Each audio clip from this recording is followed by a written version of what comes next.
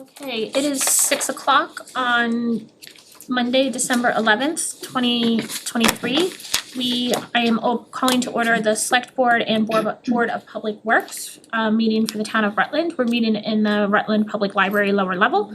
We are on Zoom as well as being recorded live air on local access cable, as well as recorded for re-airing on local access, as well as our social media outlets, YouTube included. We are a 5-member board present in person with town administrator remote via Zoom. And if we can start with the pledge, please. I pledge allegiance to the flag of the United States of America and to the republic for which it stands, one nation, under God, indivisible, with liberty and justice for all. We have approval of treasury warrant and payroll, treasury warrant 24-12 and payroll 24-PW12. Make a motion to approve treasury warrant 24-12 and payroll 24-PW12. No motion, is there a second? Second. Motion and a second. Any conversation? Austin, is there anything of note? Not this week. Thank you. Any questions or comments? Roll call, Harry. Second, aye.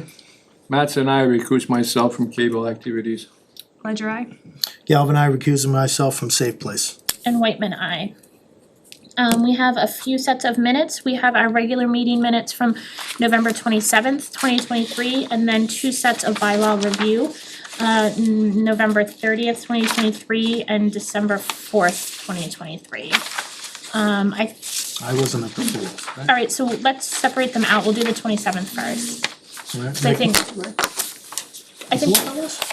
Oh, what was this past? that was 9th. Oh, so I was there, okay. But let's Yeah, separate that's them out, cause I see that Paul was not on the 27th, so. right. Okay, make a motion to accept, make a motion to approve meeting minutes November 27th, 2023. I'll second. We have a motion and a second. Any questions, comments, concerns? This was a regular board meeting. Hearing none, roll call, Harry. Second, aye. Matt's and I, Ledger I. Galvin, I. Sorry, if I may, Paul, I think that you were absent on that one, so on the 27th, so if you wanna just abstain. Okay. Sorry. And Whitman, aye. And then we have the 2 others. Make a motion to approve meeting minutes November 30th, 2023. Motion and a second?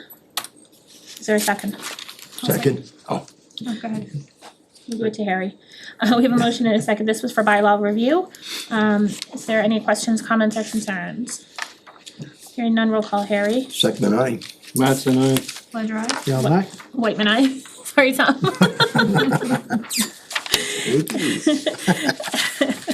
I make a motion to approve meeting minutes December 4th, 2023. I'll second.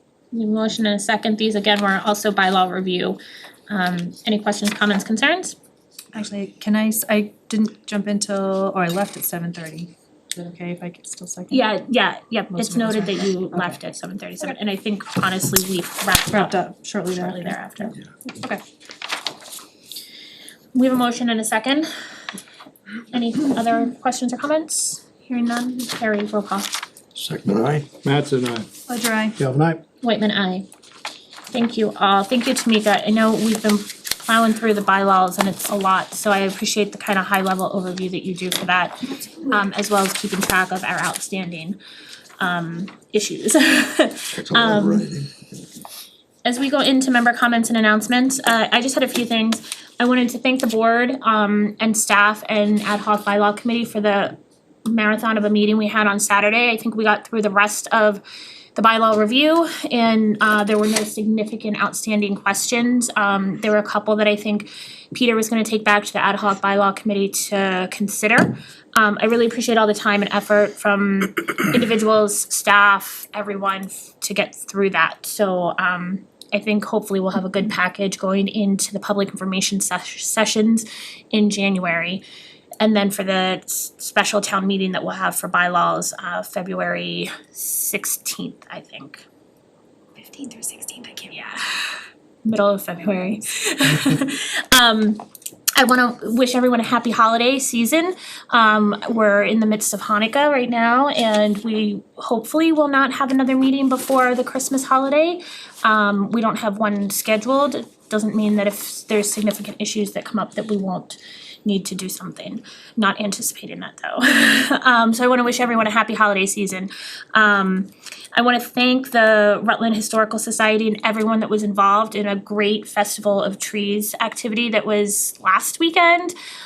With the tree lighting, the fireworks, all the participants, they had a phenomenal participation rate, I think, this year with a lot of trees. We have some professional level gingerbread makers and decorators out there, so that competition is something fierce, and wreaths and just a great holiday spirit and a great community activity.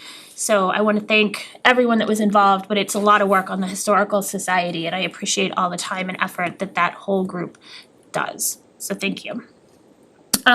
We have a few events coming up.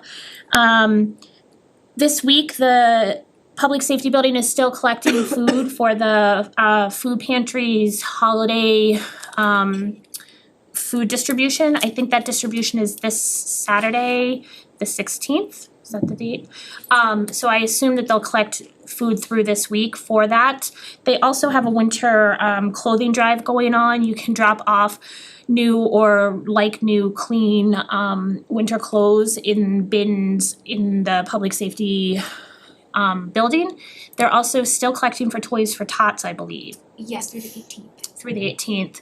And I think they've had a phenomenal turnout with all of this. I know that there's still a huge critical need for everything. So if you're looking for ways to clean out closets and donate or just give back to the community, that's a great option. All the bins are in the public safety building, 24/7 access. Coming up on December 16th, Harmony Place, the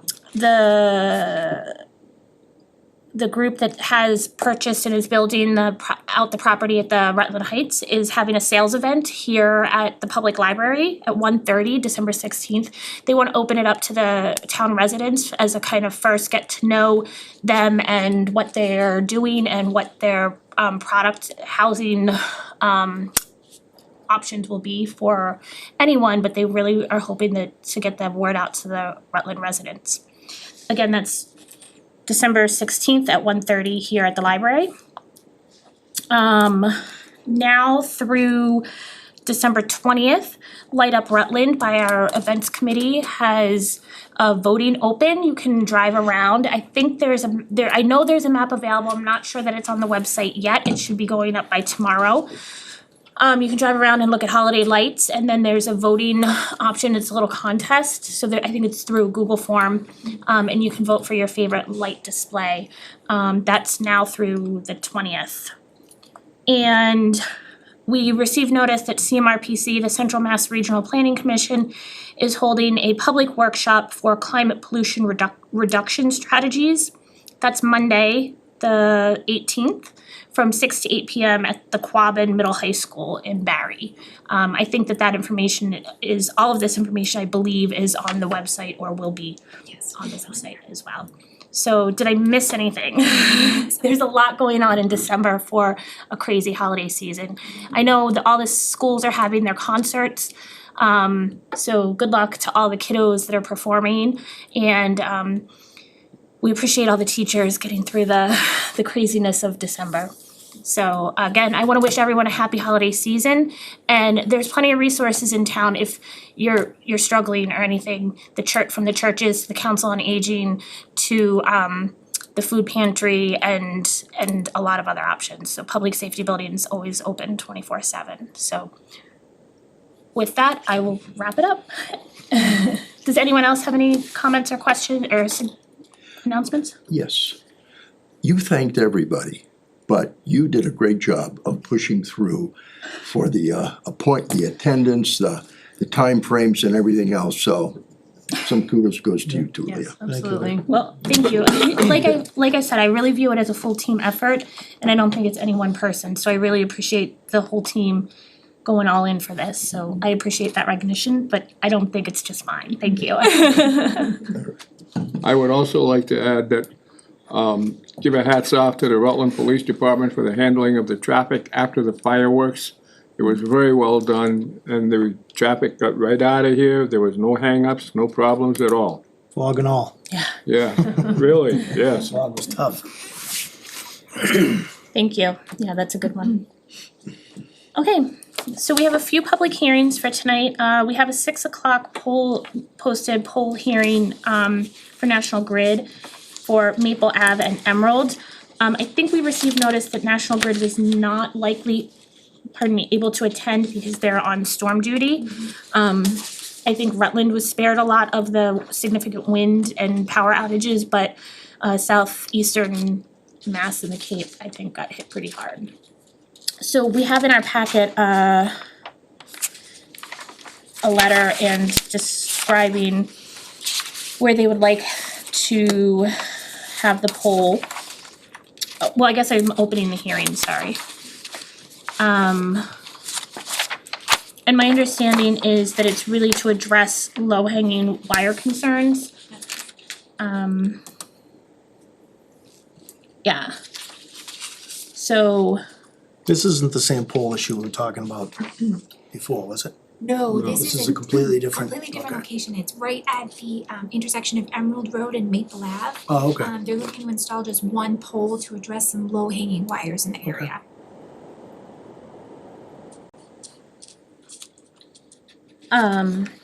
did Chris review it and everything is good to go? Yep. And, sorry, I'm just looking at the map.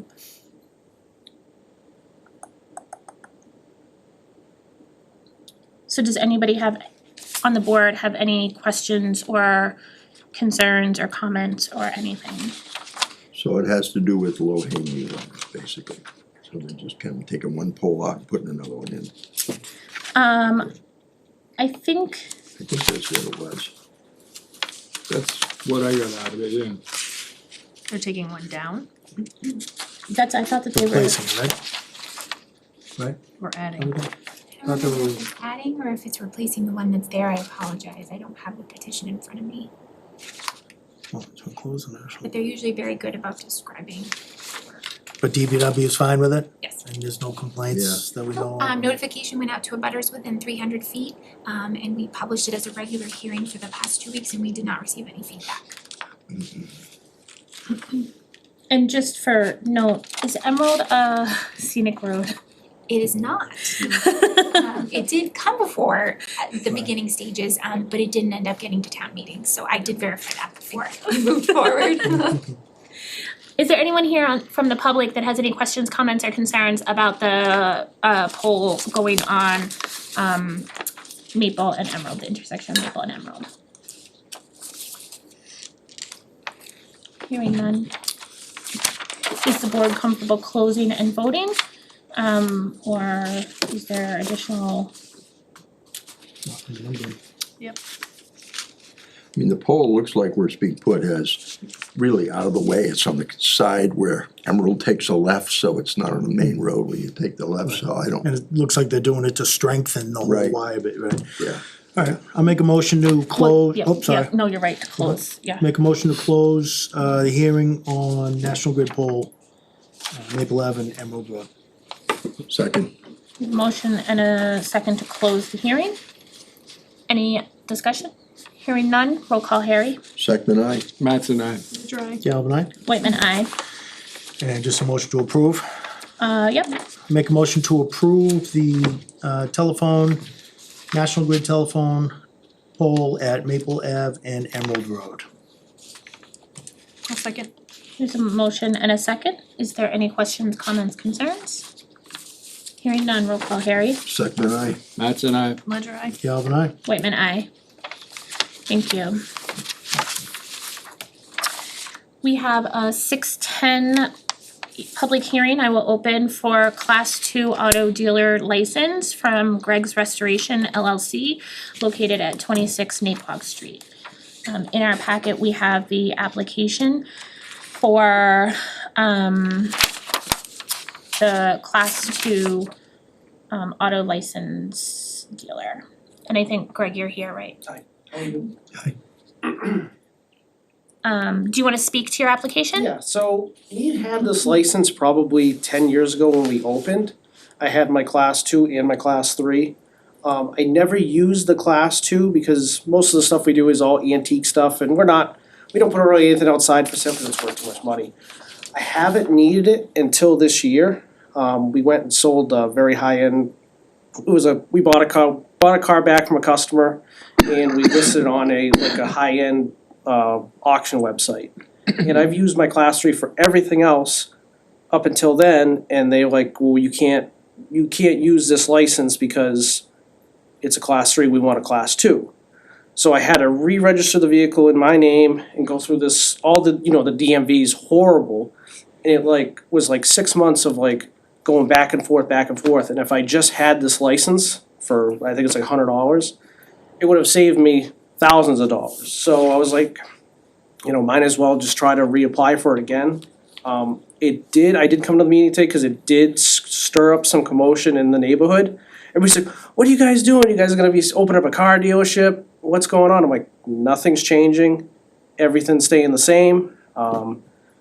So I just wanted to get this license, so if this comes up again, I don't have to deal with it. It's just a piece of paper firstly to show this. It's called bringatrailer.com. It's like a very high-end, classic car thing. And so that's why I wanted it again. I'm not putting up a Ragsdale Chevrolet on the property, so So you really view kind of your business kind of continuing to operate as it is and it's just these kind of I can't even handle any online. more work than we already have. You've gotten some really cool publicity recently. Yeah, and- we were on the Discovery Channel this past spring. We went to Las Vegas for some competitions. Yeah, so we've been doing some cool stuff. Yeah. Trying to keep stuff going and moving along. So Yeah. I'm guessing you must follow what we're posting and stuff like that. I so. try to keep tabs on the social media a little bit Yeah. and my son's super into cars, so Yeah. No, we try our best. Yeah. So that's really the only reason why. But some neighbors across the street that we're friends with were really concerned. So I'm like, nothing's changing. That's really it. Okay. So it's more for the kind of online, yeah, higher I end might online. put something out for sale, but it's so hard for what we do because the stuff is worth so much that Yeah. I can't just leave it down on 122 and so, we already had kids smashing windows once and. Yeah. And it's really like a niche. Yeah, it's just really just a niche thing. Yeah. I really don't even want the traffic to even see what we have because it's so high end. Yeah. So that's really it. Awesome. Does anybody have any questions or anything? So there's no foreseeable future where you plan on expanding the garage, the office, nothing like Don't that? really think we really can. I know your property, so that's why. Yeah, I mean, I would love more garage space, but it's so tough that I don't even know how we'd ever do it. Cause Yeah. you'd have to move the house, cause there's a house on the property too. Right, Maybe someday down the road, I would like to make our space inside the shop bigger, but I don't see that happening anytime soon. So if anything, I wanna downsize. so, if a follow-up, just to ease everybody's mind, Yeah. because you're so constrained, how many cars could you even put on the property? 'Cause Yeah, that's really it. We're pretty much always at max capacity. Yeah, We always try to make the up top a little bit more organized. If you drive by, we have a lineup of customers' cars. The only downfall is none of them wanna register their stuff when they bring it to me. I don't know why. So that's kinda why we have the number of cars we need. but that's your current supply right now. Yeah, That's not even looking at what, under a class 2, yeah, that you could possibly put out there. yeah, but right now, if you drove by there, and right now, it's probably the max amount of cars I could fit there because Yeah, it's a tough property and I gotta push snow places and I had to buy a special skid steer to put snow and pile at different places, so it's I can't even store any more cars there as it is, Okay. so. Through the chair, can I just ask one question, just so people watching that don't have this Yeah. in front of them? So a class 1 is brand new cars? Yes. Class 2 is used, class Yeah. 3 is junk. Yeah, so the thing is with the class 3 is you can sell cars underneath that license, I can sell a car, I can take a title and sell the car with that license, but this certain place only will allow class 2 licenses, so class 3 is salvage, but you can sell cars with that license too, that's why I've always kept it. If that makes any sense. Is there any other questions from the board? Yeah. I was just gonna add to Harry's comment. Years ago, when the board had initially approved Greg's class 3 license, they had set a limit as to how many vehicles can be on the lot, and that's actually noted on the license itself. So he couldn't, all of a sudden put 40 cars on the lot when he's only allowed to have, I think it's 20 or 21, it's on the license itself. So most if not all of the auto dealers that we have a limit as to the number of vehicles depending on the location and the type of business that it is.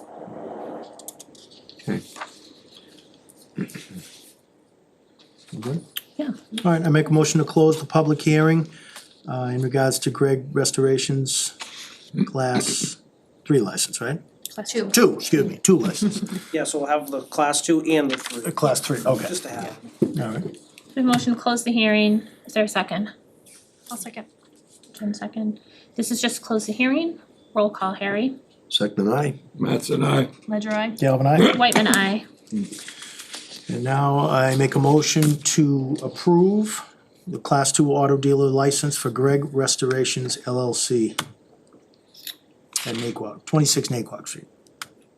Second. We have a motion and a second to approve the class 2. Any questions, comments, concerns? Hearing none.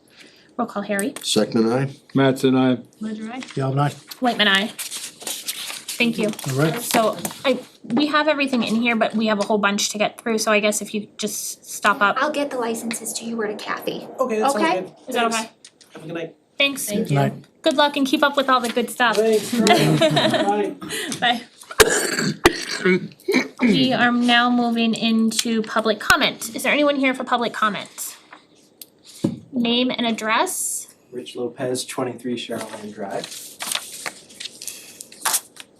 So Rich had contacted us about asking if he could share some thoughts on the budgeting process and kind of financial update.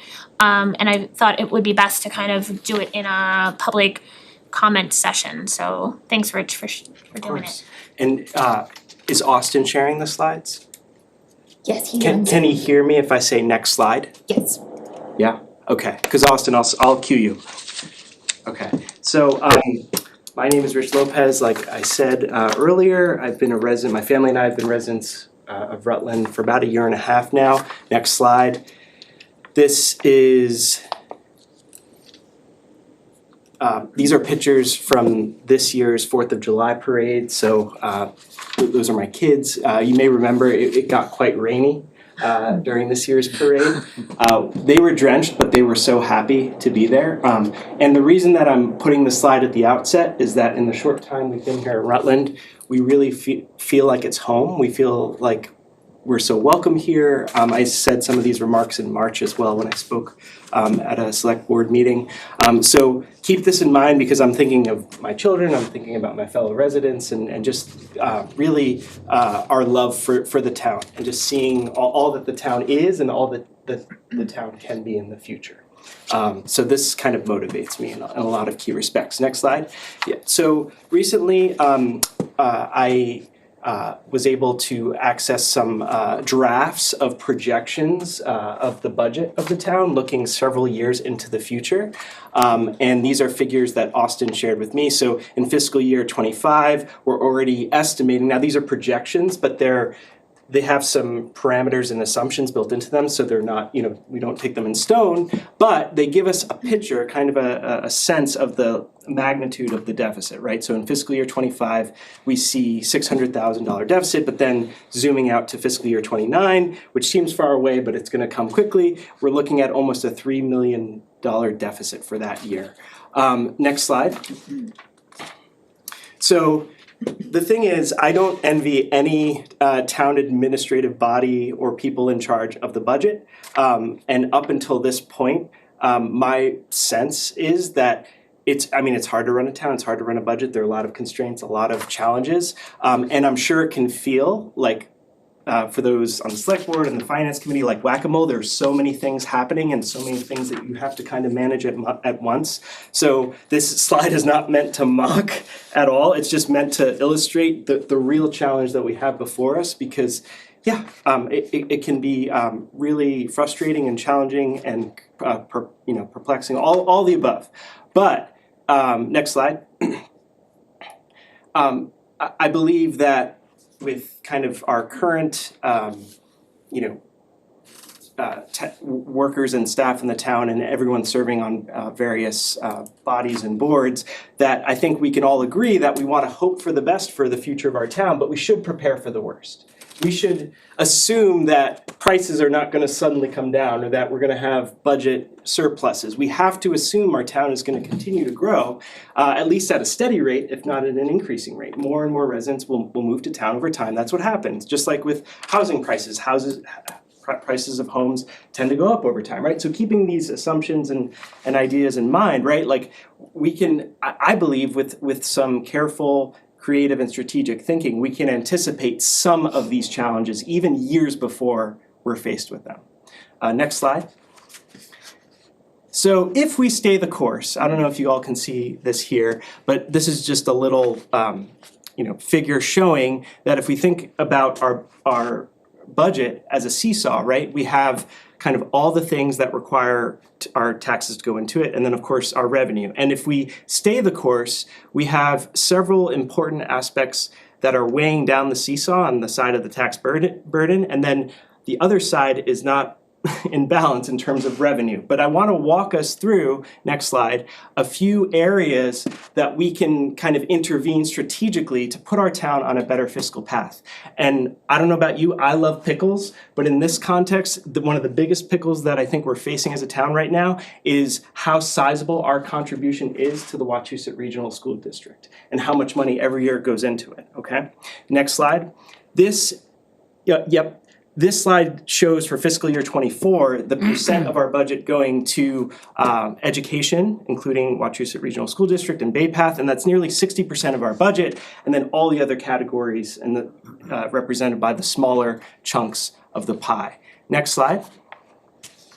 So these are some things, and these ideas that I'm sharing tonight are not at all exhaustive. This is just me starting to think through this with Austin, with others I've been in conversation with, ways that we can hit these different points of our budget to get the seesaw in better balance. With respect to our contribution to the district, there are several things we can do, and I have 3 bullet points here, kind of in order of how big of an ask they are. So the first bullet point is us simply doing a little bit of work to calculate our own kind of internal projections of how many pupils in Rutland will be entering Wachusett in kindergarten every year. We have census data, we have other sources of data that can bear on that in order to have pretty good idea going forward. So it's not perfect data, no data is perfect, but it can give us a ballpark, right? So we say, okay, next fall, we're gonna have 80 kids starting in kindergarten, right? So we know then the total number and the total enrollment. So that, I think, is relatively low-hanging fruit. The next option, which Austin made me aware of, the next bullet point there is, instead of the district asking us, okay, here's your enrollment, so this is gonna be your contribution for your annual budget, you can do a rolling average of enrollment of pupils instead of year by year, and that can soften the blow a little bit as well.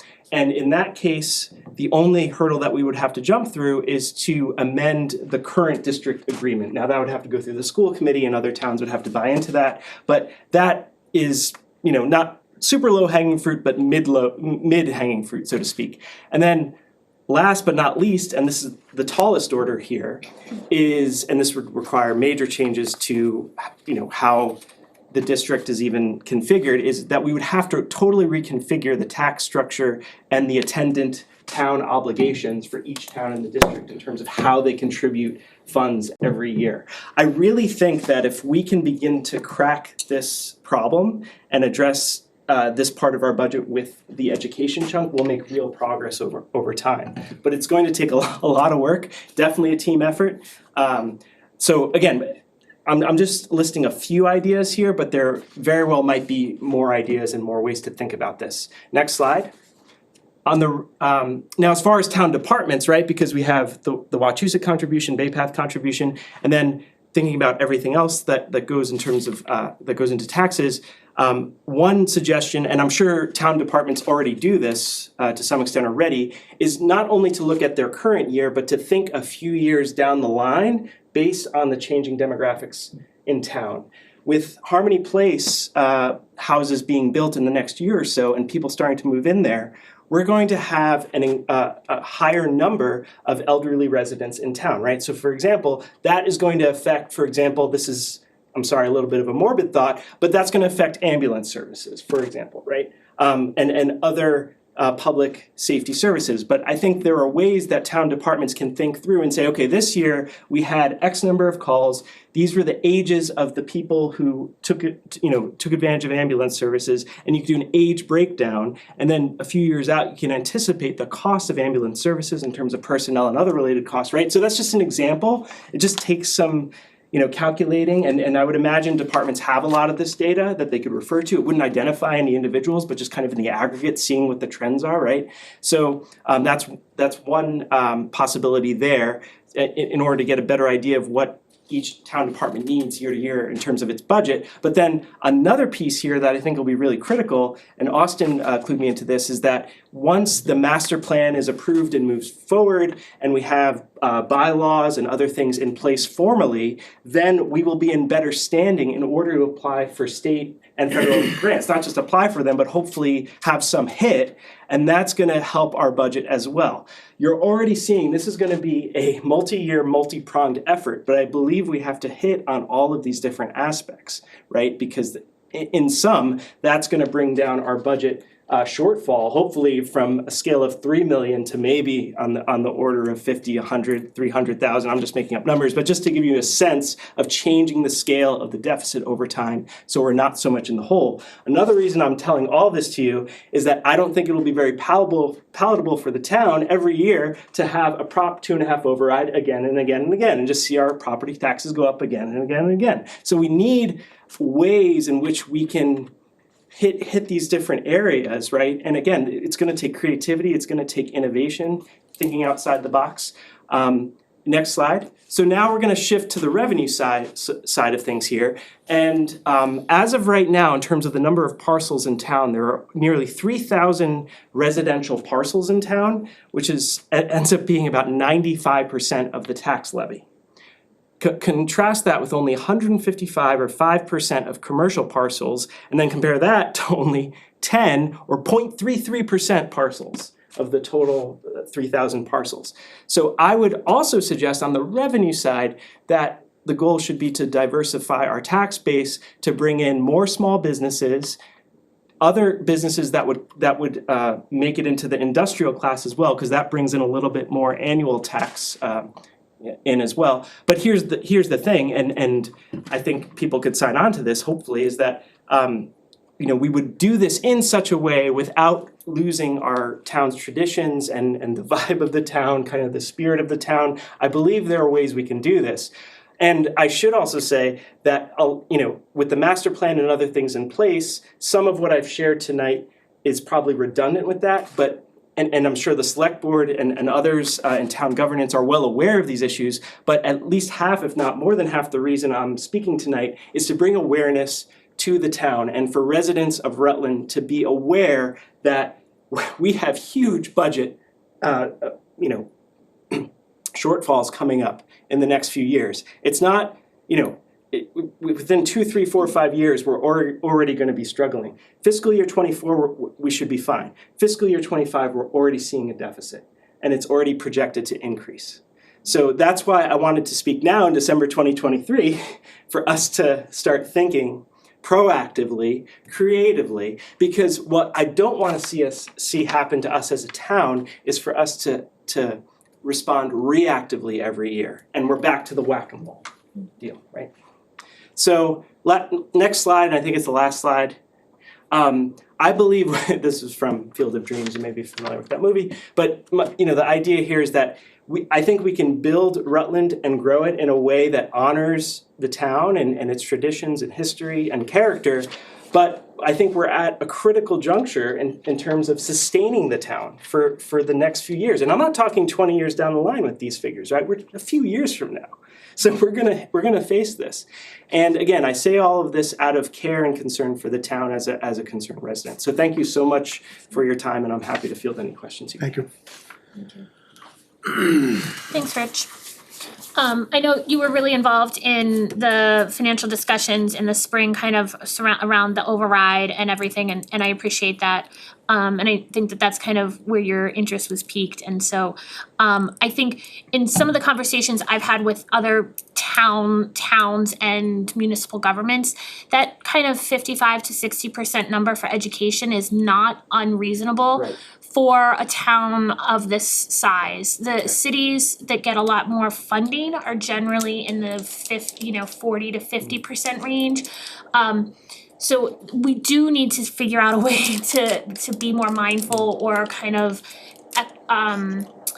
less pendulum swing when it comes to the school budgets, and I think that that's a big thing. And I know you and Austin have spoken, and Austin presented to us some ideas as well. So the state formula is also, it's not just a Wachusett thing, it's a state thing. So there's a lot of things that back in the 60s, when the state was really first pushing regional schools, and Wachusett was that first in a really large regional school, that there's a lot of inequities built into that funding formula. And so our local reps are aware of it, but there's not enough push because unfortunately the regional schools are outside of the populated areas.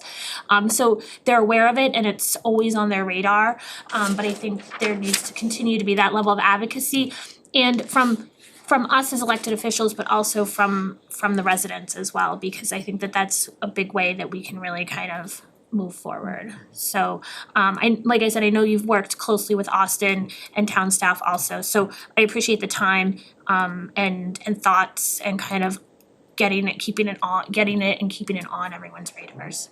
Through the chair. When are you gonna announce your campaign? Well, for now, I'm happy to serve in this role and just establishing relationships, getting to know everybody. No, I'm only And teasing you. It's working good to see somebody I- passionate about it. That's good. Yeah. To the chair as well, I will also add, I share a lot of your sentiments, and that's why I'm sitting where I am, because I've been in town for about 8.5, almost 9 years now, and I've seen at least, I think this was the 4th override, at least, Yeah. since I've been in town, that Some they point in tried to time, you gotta pass. stop talking and step up and try and help, right? And so it's Exactly. nice to thank you. I So- appreciate it. Yes, so that's why I'm here as well, to try and take some of the steps that you've been talking about to try and fix some of this.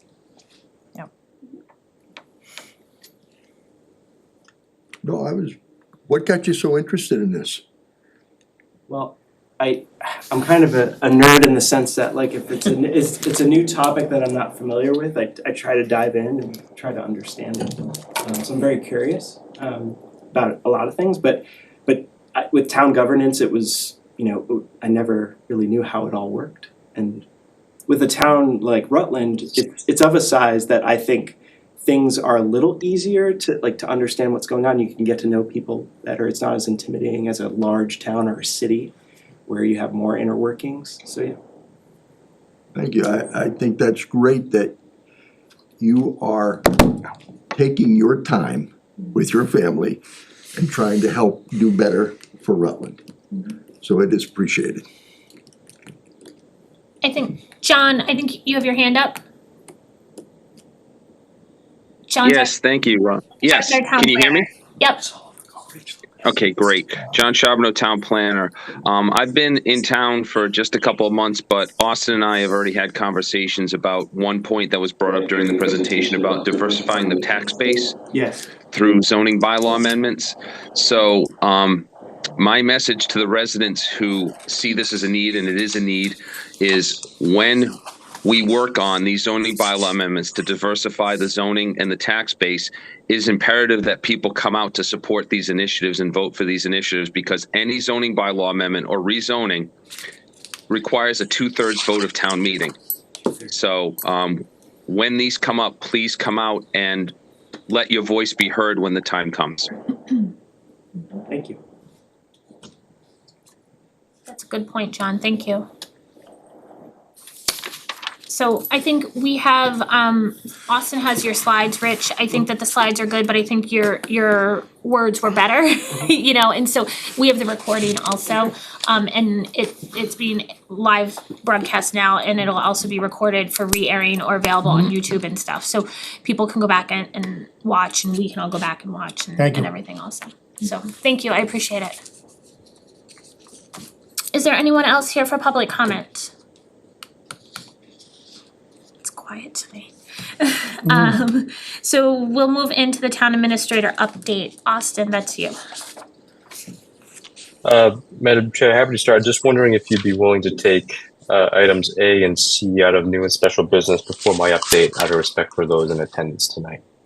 I am perfectly amenable to that. Is the board also okay with that? Yeah, That would be absolutely. taking the zoning bylaw, which I think John is here to speak to, and the historical society letter, which the historical society is here to speak to. Take those out of order. Yep. Sure. Yep, so let's move in then to the new business A, zoning bylaw amendments. John, that's you, I think. Yes, thank you. So the 3 zoning bylaw amendments that are being proposed at this time for the winter special town meeting, 2 of them were actually supposed to go at the special town meeting in the fall. However, when I started, I discovered in the process there was a procedural deficiency where notices weren't sent that should have been sent, so the articles were pulled back to go through this process for the February town meeting. So the articles regarding the personal kennels and the associate planning board position, those were articles that were going to go in the fall, but they had to be pulled back and the process had to be redone for the winter special town meeting. The 3rd zoning bylaw amendment is something that was brought to my attention in speaking of the Harmony Place project. In the current development rate limitation bylaw, there seems to be a little bit of a contradiction. There are 2 items that could potentially limit the building permits that could be attained by the developer. And so this bylaw would simply remove an item, I believe it's item E, that from what I understand was not part of the intention of the bylaw when it was written, and that is to limit the number of building permits that the Harmony Place and over 55 development could obtain. So that's why this is being brought forward, to kind of clear up a discrepancy that, from what I understand, was not intended in the first place. So you could consider that potentially a housekeeping article. But that was brought to my attention by Mike Sullivan, and so that is the 3rd zoning bylaw amendment being proposed. And all that's being asked for tonight by the select board is to refer these 3 articles to the planning board so they can hold a public hearing at their meeting on January 9th, 2024. And so if I may, just for clarification, for the development rate limitation bylaw, I think originally it was said that anything for over 55 or subsidized housing couldn't be touched by or wouldn't be touched by the rate development bylaw. But then there was some verbiage added. Yes. That Yeah, called correct. out public heights. There is an earlier item, I believe item B is what you're referring to, where it says any over 55 age-restricted housing does not, would be exempt from the limitation. However, item E states that any residential development at the Rutland Heights property would not be exempted. So that's where the issue comes up, is yes, technically over 55 is supposed to be exempted, but it's the statement about the Rutland Heights property, probably because it wasn't anticipated that an over 55 development would be located on that property, I'm guessing. So that's where the issue comes up and would potentially cause issues. Thank you. I just wanted that clarification. Yes, Thank you. you're absolutely right. And then the other ones are, I kind of was following off and on planning board with, and we talked about it briefly in our bylaw meeting on, Saturday about the distinction between kennel and personal kennel, and kind of separating those out in the various zoning areas. Is that? Right, exactly. It's to establish the allowance of personal kennels in certain zoning districts by special permit in some instances, and also establish regulations for them as well.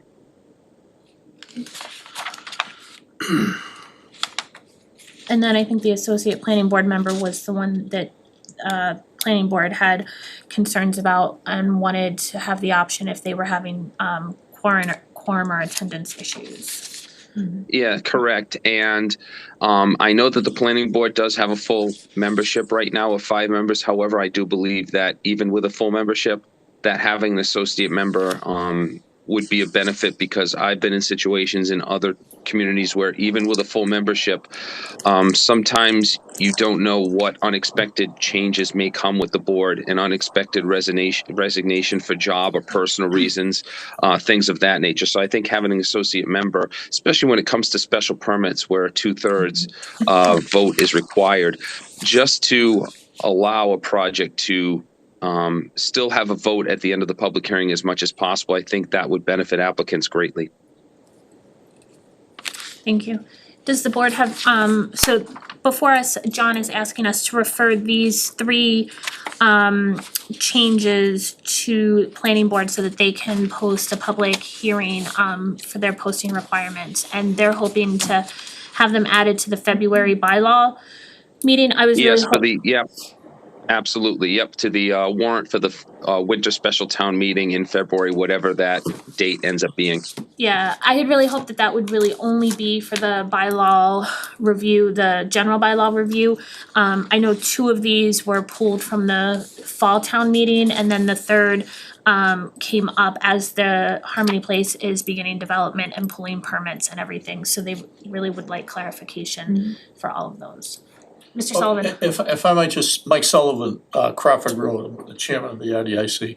I just, you need to realize the importance of the timing of the snafu with the HPDD zoning and the rate development. Because by the time the planning board has a public hearing, posts it, has a public hearing, it gets on the February warrant, it hopefully gets changed, and then, Tamika, help me, is it 120 days, the Attorney General? 90 days? No, 90 days, Mike. I'm sorry? 90 days. Right. So that's gonna bring us into the building season, and they're gonna wanna go gangbusters in the spring. And there are penalty clauses as part of their development project that if they don't build a certain number, the town gets revenue out of it. So we don't wanna mess up. It's critical that this go on in the February town meeting warrant. And if anybody has any questions about the specifics of what the problem is, I'm happy to go into it, but it's pretty straightforward, to be honest with you. Go ahead, Harry. John, Yes. I had looked over that and I saw as part of the wording that the over 55, such as Harmony Place, was exempt from the permit, the total permits issued. And you're now saying that there's a little tweak in that thing that says that could have caused those to be included in the permit? It's the item that is seeking to be removed that's causing the issue, because yes, item B does say that any over 55 housing development is exempt. However, item E goes on to state that any residential development on the Rutland Heights property is not exempt. So Gotcha. that's a potential issue.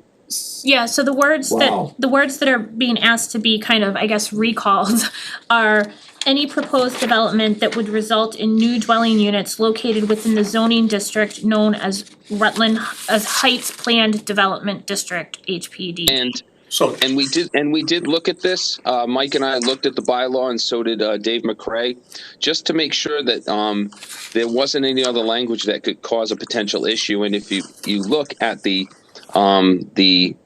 zoning district for the Rutland Heights, it does explicitly state the types of uses that are going to be encouraged on the site. and single-family subdivisions, apartment style, family housing. That's not the intention on this property. So the intention was never to restrict that type of housing that's being developed there now. So this is something that could be a potential snafu, and we're just trying to clear that up to make sure this project can go forward. But I don't think there's a risk that this could open Pandora's box to the type of residential development that people don't want to see on that property. No, I guess my question was to say thank you guys for finding that thing so that it doesn't complicate stuff going forward now. Well, Correct, just to be correct. clear, the zoning of the site does not allow residential development, period. It says that right in the zoning. Right. But this, then in the development rate limitation bylaw, which is completely separate from the zoning of the HPD site, they then say that they talk about exemptions, and one of the things they say is exempt but should be counted toward, it specifically says counted towards the building permit limitations is over 55 housing, which is contrary to everything. I mean, if you go back to the legislation that was written, 55 housing is specifically mentioned in the master plan. It's there in the zoning of the HPD site. I mean, it's consistent everywhere until here. So this somehow, I don't know how this happened, but it's diametrically opposed to the intent of all of the other written regulations. So, Glad you caught it. Yep. Glad you caught it. so what language do we need here? I think it's a motion to refer the three zoning bylaw changes to planning board. Is that what you need, John? Correct, Yep. correct. Just any particular, what am I just saying, 1, 2, and 3? You can say You that. could just Yeah. state, you could just make a motion to refer the proposed zoning bylaw amendments to the planning board for public hearings. Okay, I make a motion to approve the 3 article amendments, refer the 3 article amendments to be forwarded to the planning board. Enough? For public Is hearing. that good enough? Yep, I got it. Okay. Motion, is there a second? I'll second. Motion and a second to refer the 3 to planning board. Is there any questions, comments, concerns? Hearing none, roll call, Harry. Second, aye. Mattson, aye. Galvin, aye. Whitman, aye. Thanks, John. Thanks. Thank you. Thank you, ladies and gentlemen. Thank you so much. I appreciate it. Thank you.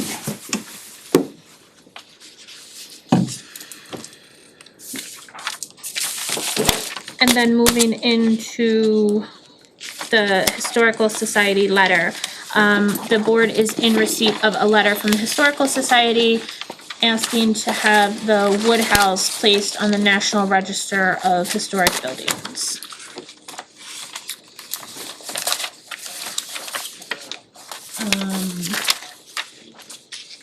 We have the letter forwarded from Anna and Scott Davis, the curators of the Rutland Historical Society, with some information and question and answers about what the National Register involves. We have members of the Historical Society here. Do you guys want to talk about it? Well, sure, briefly, and we can go into detail as we need, but first off, thank you for your kind words at the start of the meeting. The Festival of Trees was a great weekend, one of our best, and we're happy to do that, and we're happy to get the recognition, thank you. So the Historical Society today is a pretty solid organization. We're going through very good times, but what we don't have is a good solid foundation under us. The Wood House, as you know, is 100 years old. It's got some real history to it, having been Franklin Wood's residence for many years. And it's in good shape, but the town owns it. We're working with a lease with Austin these days. We've had a lease, it's time to renew it. And what we're trying to do is make sure that Wood House stays where it is and we stay there. So getting on the National Register is very important to us. As an old house, obviously it needs maintenance from time to time. Getting on the National Register helps us because it helps us get grants to maintain the building and to move ahead with it. Getting on the National Register requires documentation about this thick. What we're asking the select board to do is give us a letter of their approval. We're doing the documentation. And it's quite a long process to do that. We have to go through the State Historic Commission and then on to the national one. It's gonna take us, gosh, I don't know, 6 months probably to do this thing. But we'd like to move ahead and we need you guys to approve where we're going. Through the chair? What's the building used for now? Okay. Well, first off, I'd love to have you all come. Yeah, I've been in town 11 years, I'll be honest with you, I've never been inside. And we hear that, you're not alone, but thanks for saying it out loud. But we do get lots of people in there from the town and from the other towns. The building is a museum and it is a library. We collect the history of Rutland, we collect its memorabilia, we collect its documentation, we collect whatever we can. We have scads of antiques. We don't call them antiques, we call them Rutland memorabilia. It's the stuff that we had, you know, from back 300 years ago and on up. So come by. No, I would love to go by, and I'd like to start by saying I have total respect for what you guys do with the historical. I would like to, I don't know if the board's okay with it, this is kind of sudden for me, this is kind of, I've never even been in the building, so I feel strange voting about something I've never seen. I know we're talking as a board and we're looking into trying to take town-owned land and see how we can make it benefit. Like the gentleman just spoke, we have financial problems ahead. So I just, that historical title, I know that working in other towns and cities, once that's placed, it's holy ground and you can't touch it. And that's great for certain properties. I'm trying to look at, every vote that I cast is how does it benefit the town? So I don't know how the board feels about it, but I'd like to at least be able to look at the building, look inside, look around it before I decide there's a building that we can't ever touch. Because that land, I'd like to see that land developed in a way, not necessarily that piece of property, but memorial field, possibly upgrades to the town hall, you know, all that area right there, I'd like to see someday upgraded.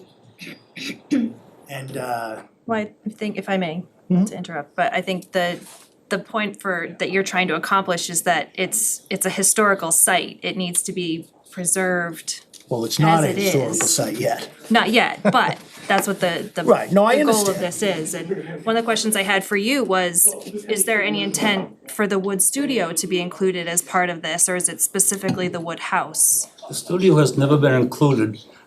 We've had a lease with the town for years and it happens to have expired. But the studio was always separate.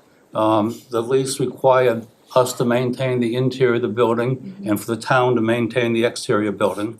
And we've kind of worked back and forth on that somewhat over the years. And we'd like to continue that. You know what, I apologize, I thought you were talking about the building in the back. No, that's not part of the deal. Not the studio. oh, That's I- what yeah. I was asking. I mean, honestly, The we one could out front use the on Main space, but Street. we really don't want to maintain it either, so. I we're not apologize interested. then, I didn't think you meant the main structure, I was thinking Yeah. the little building in back. That's the A studio, little building in the right. back. Okay, that's what I was thinking, I apologize, I was Okay. thinking something, yeah. But we'd still love to have you come, and we'd love. No, I we'd love absolutely would like arrange to, for all yeah. you folks to come. But the studio, as far as I know, is being used for meeting room space these days.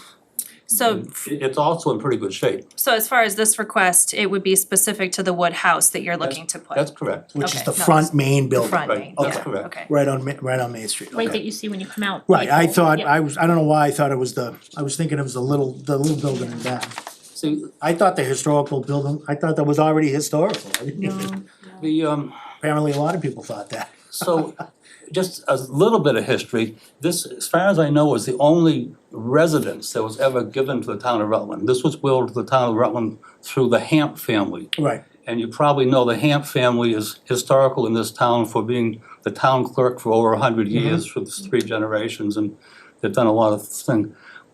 Somewhere back around in the 1930s, I think, Franklin T. Wood married into the Hamp family. Franklin Wood is a famous etcher. I guess he did some oil painting. He's in I can't really talk too much about it, but he's in museums all over the place. And yeah, I have some notes. But Franklin Wood has brought his society to Rutland just to celebrate him. So the building's got a lot of history there. And we try to celebrate Franklin Wood as much as we can, but we're really trying to celebrate Rutland. Yeah, I'm embarrassed to say 11 years, I've never been in there, but And honestly, yeah. don't be embarrassed because you're not alone. We open our doors as much as we can and we'll do it especially for anybody. And I think if I remember correctly, you've got, it was over $1 million worth of memorabilia, correct? Oh, I'm sure, yes.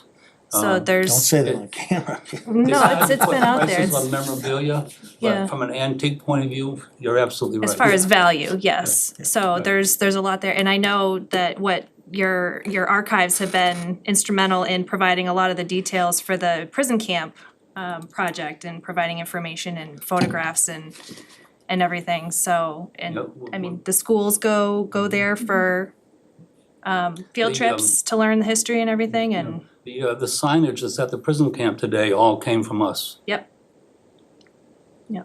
So I think it's my personal opinion, again, just, and my background is, this is my background. I got my degree in anthropology. I grew up wanting to be Indiana Jones as an archaeologist. So Nothing wrong with that. history holds a special place in my heart. That's why I am on the historical commission too. So I'm certainly in favor of preserving history if we can, and I think your bigger point is if we can get it on the National Register, that opens up a world of grants where we could get additional funds to, that the town would not necessarily be responsible for, to help in keeping up with the site and To the chair, preserving things. sorry, guys, how does it work, not to go off, but, okay, say it's gets the designation, historical. You get a grant, how do you do upgrades without interfering with the building itself? I mean, do you just do it in pieces? It's complicated and Yeah. I can't answer that fully. Yeah. The register doesn't require us to maintain exactly the way it is, but we need to keep that going, generally speaking. And every time you do something, it is a question. And you get in the National Register, that doesn't automatically give you a grant. That gives you the opportunity to apply for grants. Sure. I think one of the things that came out kind of from master plan and everything also is that Rutland's history is really deep and we haven't done anything to preserve it. Like, there's no historically declared houses other than I think the Fire brigade, right? Isn't that a historical building? no. Not even that. No, I'm no? not sure about the Putnam, I think Rufus that's Putnam is officially on it. I don't I don't think that is either, no. Yes, it is. They're the It- only it is, ones, yeah, I the was only gonna ones in say. town. And so that there's not town historically for for all the talk of wanting to preserve the history and how deep and rich the history is, there has not been any push or impetus to do so. And so it goes also in the conversations with kind of CPA, Community Preservation Act and everything. So this would be one opportunity to preserve that building and allow the potential to access funds to do the work some of the work that building needs, I think. And so I think that's is there, it might cost a little bit more, but we're still susceptible to procurement laws anyway, so it's not like we have been able to have significant cost savings from in-kind work or anything of that nature if it comes to the work that the town's doing to the building. So I don't know, Austin, if you can speak at all to any cost kind of benefit cost analysis to properties on the registry versus not, or? I mean, I think just other than offsetting potential costs to the taxpayers from grant funds, but other than that, I'm not aware of any additional benefits by placing something on the register. But I don't think as much as I want, through the chair, as much as I wanna do things to make a profit, I don't think you do something like this for profit. No. You know, I think this is a symbolic, Right, you're doing it to show Yeah. that you Right. value the history, and I was just wondering if there is the potential for a significant Right. increased cost to the taxpayer. Right. And I think the work that needs to be done generally is susceptible to procurement laws anyway that often would still have those costs.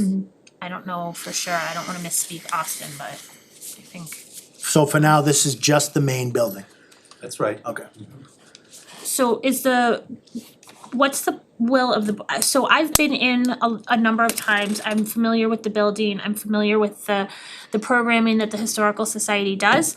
Does the board feel comfortable making a motion tonight? Would they like to take time and we could add the motion to our January meeting? Would you like to try to get over there to see the building and everything, You or? know, I would like to, just so I could say I voted on something that I know a little bit about. So if you guys are okay with that, I would certainly like to set up an appointment to go over whenever you're open, and I'll go over and see it. Honestly, as we go into the cold season, we're not open as much, but we're open by appointment. We're open, you and I, or all of you can find a time and we'll all do it. I know you guys came out tonight with the hope of getting the letter tonight. Of course. Well, how much is it gonna But- slow you down? Is it gonna hinder your ability to do this if it? We're looking at like a 6 months project to go through all this documentation. It's, I mean, It's a long process. I don't see any reason for me voting against it, so again, if the board wants to go through, then let's go through. I have some questions. Yeah, I was gonna say, is there other questions before we? Do you know if the Woodhouse is in a proposed National Register district? I don't believe so. Not We at don't this have one point. in Rutland. Because that involves a whole nother set of issues. This is a in regards- building.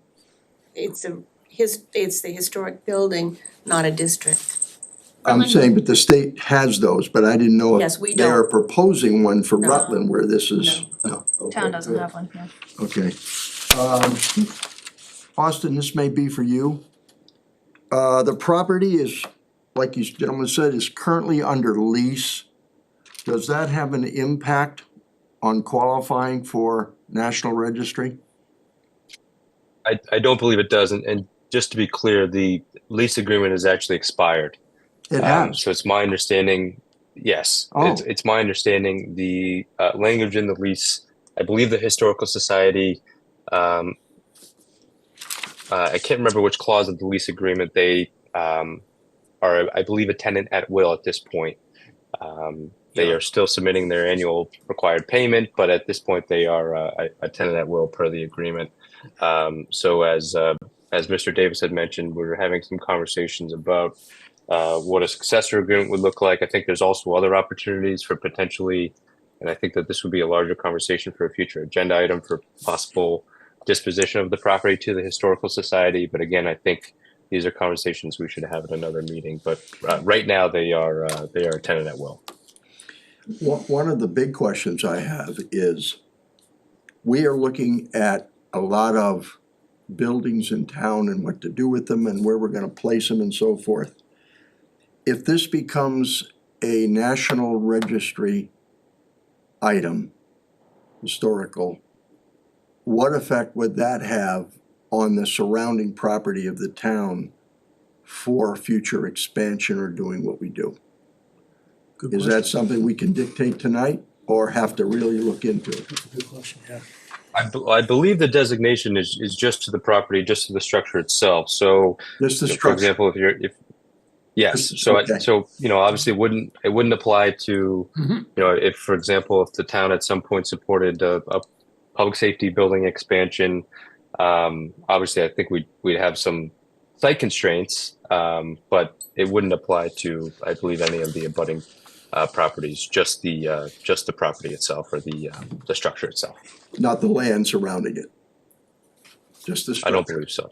Okay, Great. Okay, that kinda answered, my questions. Paul, do you have any questions or? I don't have any questions. I'm in support of a motion, but that's the way that stands. I mean, I've been in the building, I've seen it, been there for events, so. Every town has something that they need to hold on to, and I see no reason why this shouldn't be one of them. You I know, think we're part of the quality of life in this town. We're, you know, the town's history is there and is there for the viewing and the asking, and I think it's important. I think it draws certain people to town and it keeps certain people in town. It's just a good thing to have in any town. I know even through the 300th anniversary, the programs, the programs that you were running at the Woodhouse, there were a lot of people from outside of town that were coming in and contributing to the history and really interested in the history. And I think as we kind of look towards the agritourism and also kind of the ecotourism and like the outdoor tourism aspect, having the history link there that you do, whether it's all the sanatorium history, the prison camp history and everything, I think is a huge benefit also. So. Thank you. I mean, just applying doesn't guarantee you're gonna get it. But to start the process where so many of you have been on the board and been involved in that, I think that's an important issue to start the process. And whatever time the board needs, whether it's next meeting or whatever, but I think it's a worthwhile endeavor that you're doing. Thank you. Personally, I do. So kind of before we have a motion or decide, is the board comfortable making a motion tonight to provide a letter of support, which is what the Historical Society is asking, or would you feel more comfortable waiting until the beginning of January? I personally have been in the building and I'm comfortable, but I don't wanna force anyone's hand one way or the other, so I would be honest with you, from a monetary standpoint, I'd rather see somebody else pay for the repairs of the building than us. So if it becomes a national registry, we know there's money available there. And for me, anytime you wanna start the process for the letter, I'm game, so I'll leave that up to the rest of the board. Yeah, I mean, I feel like I'm going back and forth because I think it's a great endeavor. My only thing would be the legal issues. You had a great question. That was actually the perfect question because I'm fine with the building itself being historical. Right. I just don't want to, by making it historical, affect something else down the road. So that would be my only thing. Right. And And Austin cleared that up a little bit. Go ahead. Yeah, well, I could just add one more thing. Lots of times it's actually, those type of restrictions happen when there is a district in place. I can say, just from my experience in previous communities and talking with other administrators, one of the largest challenges when you have historic districts that are recognized is, I think it's anything structurally, any changes over 1 foot. So changes to a monument or changes to a sign have to go through an approval process. Because this is just designating a particular property, I don't believe we would have any restrictions on any other work that we'd like to do with any abutting properties. But again, if there was a district down the road, something to consider as well. So you're saying right now, that is not listed as a possible historic district, so we don't fall under those constraints? Yeah, and it's my understanding that that's been before the town before and it hasn't passed the historic district. I don't know the history of the district question, but I think the tough thing with the district question is there aren't that many in one area historic buildings anymore. Right. Yeah, I think they were looking at like town center up Yeah. and down a little bit. But I just wanted to make sure it wasn't. And just Because that looking- also then includes anybody inside the district that Right, has we a don't- challenge for it. Right. and We I don't have any of that. that we yeah. don't need. That we don't. Are Right. you gonna read number 3? Yeah, I was just gonna say right here, it says that if, once it's on the register, that listing in the National Register in no way interferes with a property owner's right to alter, manage, or sell the property when using private funds, unless some other regional and or local ordinance or policy is in effect, so we, the town, as the owner, still have the right to do anything that we need to with it, so is what it sounds like. Okay. So, sounds like the board is mostly amenable to writing a letter of support. So, if so, then I would take a motion and, we can ask Tamika to draft a letter of support. Oh, that would be great. And authorize, I do think that there's a lot of power in having all 5 signatures on it, so I would rather have it available that we could stop up and sign, or have it available to sign at our next meeting, depending on the timing, but is the board comfortable with that? I'm fine. Alright, so I'd take a motion. I'll make a motion. Go ahead. Go ahead, Paul. Okay. Pardon me. I will make a motion that the Board of Selectmen write a letter of support to the Rutland Historical Society to have the Franklin Wood House placed in the National Register of Historic Buildings. I'll second. We have a motion and a second. Any additional comments, questions, concerns? Hearing none, I'll take a roll call. Harry. Second, aye. Mattson, aye. Ledger, I. Galvin, aye. Whitman, aye. With appreciation to you guys, cause I know you do a lot of work and I appreciate that, so. Thank you. We appreciate what you did tonight, and Tom, Tamika knows how to get a hold of any of us. Okay. Whenever any of you guys wanna go in, just let us know. Yeah, I'd like to, if it's okay, bring my kids in too, just take a peek, yeah. I've never had a chance, I look forward, yeah. I'm gonna just put a little plug in. I know Sheila's resigned unfortunately, but my kids loved the summer camp that she ran there pre-COVID, and I thought it was such a great way to get kids interested in kind of some of Rutland history and just so I don't know if there's ever the potential to do something similar, but I certainly hope we can do it again. Yeah. We'll see how that works out. yeah. But that was a very popular event. So thank you for all the work you do. Thank you. Thank you. I'm looking here. Okay, so Austin, do you wanna go back to your administrator update now, or? Absolutely. Just one moment. Alrighty, I assume you can see my slides? Yep. Okay, perfect.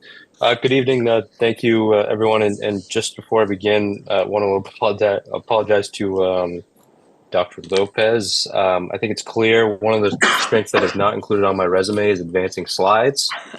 So something I think I'll have to work on. But I also just want to thank him. He's been very helpful in this conversation about kind of planning for the future, and we had a chance to a couple of times have some coffee and talk about some of these issues and considerations for the long term. So I appreciate resident feedback and input in this process as well. I don't know if they've left already, but I also just want to give a shout out. This photo is taken from the events committee social media page from the Festival of Trees celebration. It was an amazing event, and I was happy to participate. I can't believe, again, I say this every time that there's a Rutland event, how many people show up for Rutland events. Certainly my first Christmas fireworks celebration. So just want to thank them for all their efforts, and especially Assistant Town Clerk Ben Barakian for kind of spearheading this project. I think he did a great job, and the overall Historical Society did a great job organizing this event. And all the other staff that were involved in this as well. So to get into personnel, we've got a lot of updates on personnel. Happy to say we finally recruited a DPW mechanic. I think I mentioned in previous updates, the mechanic is one of the challenging positions because just to be able to work on equipment, they need the licenses and certifications right off the bat. We're fortunate to recruit Todd Stark. He has experience in previous DPWs. I believe he worked for the city of Gardner for several years. He has the experience, has all the licenses, and will be starting next week. We're also closing out the process for treasurer collector, conducting final interviews next week for the finalists. We also conducted interviews in the lower level of the library for public safety dispatchers. Happy to say we received some very qualified candidates. Was very pleased with the quality of the candidates that applied. And we have conditional offers sent for a part-time or 2 part-time dispatchers and 1 full-time dispatcher. The Deputy Fire Chief Ryan Quinn will be starting within the next couple of weeks. Excited to have him join on board. And also just want to give a shout out to the Human Resources Office. Allison Mitchell has done a great job building out the Human Resources page on our new town website. This includes all the personnel policies that we currently have on the books, our wage scales, employment contract, both union and non-union, and benefits information. So this is a great resource for not only the public, but also current employees, so they can see kind of everything related to their employment perspective or current employment on this page. Any questions on this slide? No, Okay. I don't think so. Want to, on behalf of Chief Monaco, congratulate Officer Cassie D'Souza for her promotion to detective. As you know, this role was vacated when previous detective Dan Collins was promoted to lieutenant. Officer D'Souza has been with the department since 2017 and previously overall has 8 years of experience in law enforcement. She's a graduate of Worcester State University. She's done a lot already within the past couple of years with the town of Rutland, including serving as the sexual assault investigator, field training officer, firearms training officer, and coordinating the physical fitness program. And already in her personnel files, she has lots of commendations and recommendations. She'll be a great asset to the detective unit. We are a very busy police department with for the detective unit. I believe there's approximately 20 active cases right now just for the detective unit of kind of varying types of cases. So she'll be very busy rolling into this role. And I believe this promotion is effective, or this special assignment is effective at the beginning of the new year. So just want to congratulate Officer D'Souza and thank her for her efforts and thank the chief for promoting her to this very important role. It's a great choice. That's great, and I just wanna, so kind of the board knows, I think Rutland has been involved in a number of even federal level detective cases, so it's not just a local or regional cases. There's a lot that come through federally also, so it's for the size of the town and the community, it's a very busy police department as a whole, and the detective really plays a large part of that. So thank you to you, Austin, and Chief Monaco, and now Detective D'Souza. Pretty cool title, Detective D'Souza, I must say. It is. With respect to budget and finance, I think the numbers that we've all been waiting for have finally been certified by the Department of Elementary and Secondary Education related to our educational enrollments. I sent this out to the board upon receiving this information. The Wachusett School District has a 14 student increase as of October 1, just getting us to 1,642 students.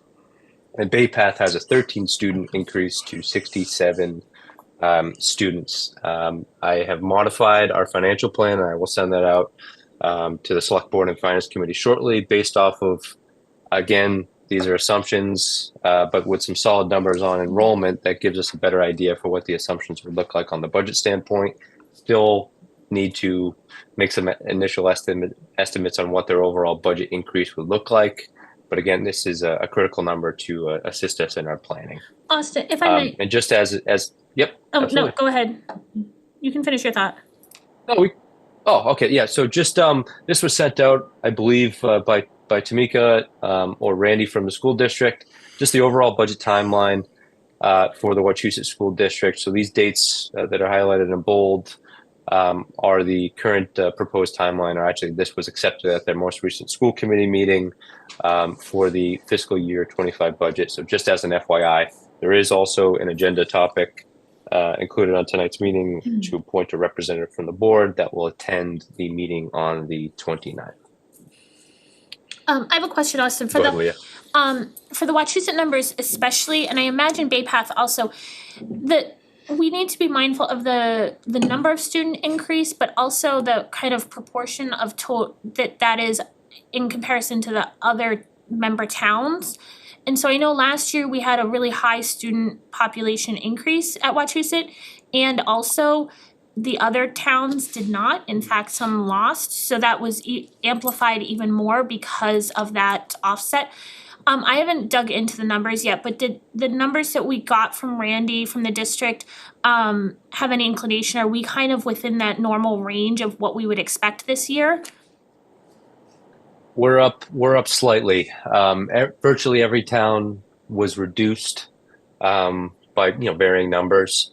The Rutland share is slightly higher, and I say slightly. I believe it's within a 1 to 2% increase of the overall pie.